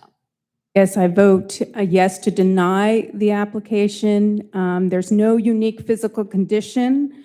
The hardship is not caused by the shape, topography, or physical features of the property. The issue is a result of the owner's desire to build a school on a local road, which is a self-created hardship. Any variance would fundamentally undermine the town's master plan and zoning ordinances, changing the character of the neighborhood. So I vote to disapprove. Mr. Parks. I vote to deny. Mr. Rogers. I vote to deny. Ms. Santoro. Yes, I vote to deny. Mr. Trimmer. Yes, I vote to deny. Mr. Sullivan. Yes, I vote to vote yes, which is to deny this application. Dr. Campbell. Yes. Thank you very much. Thank you.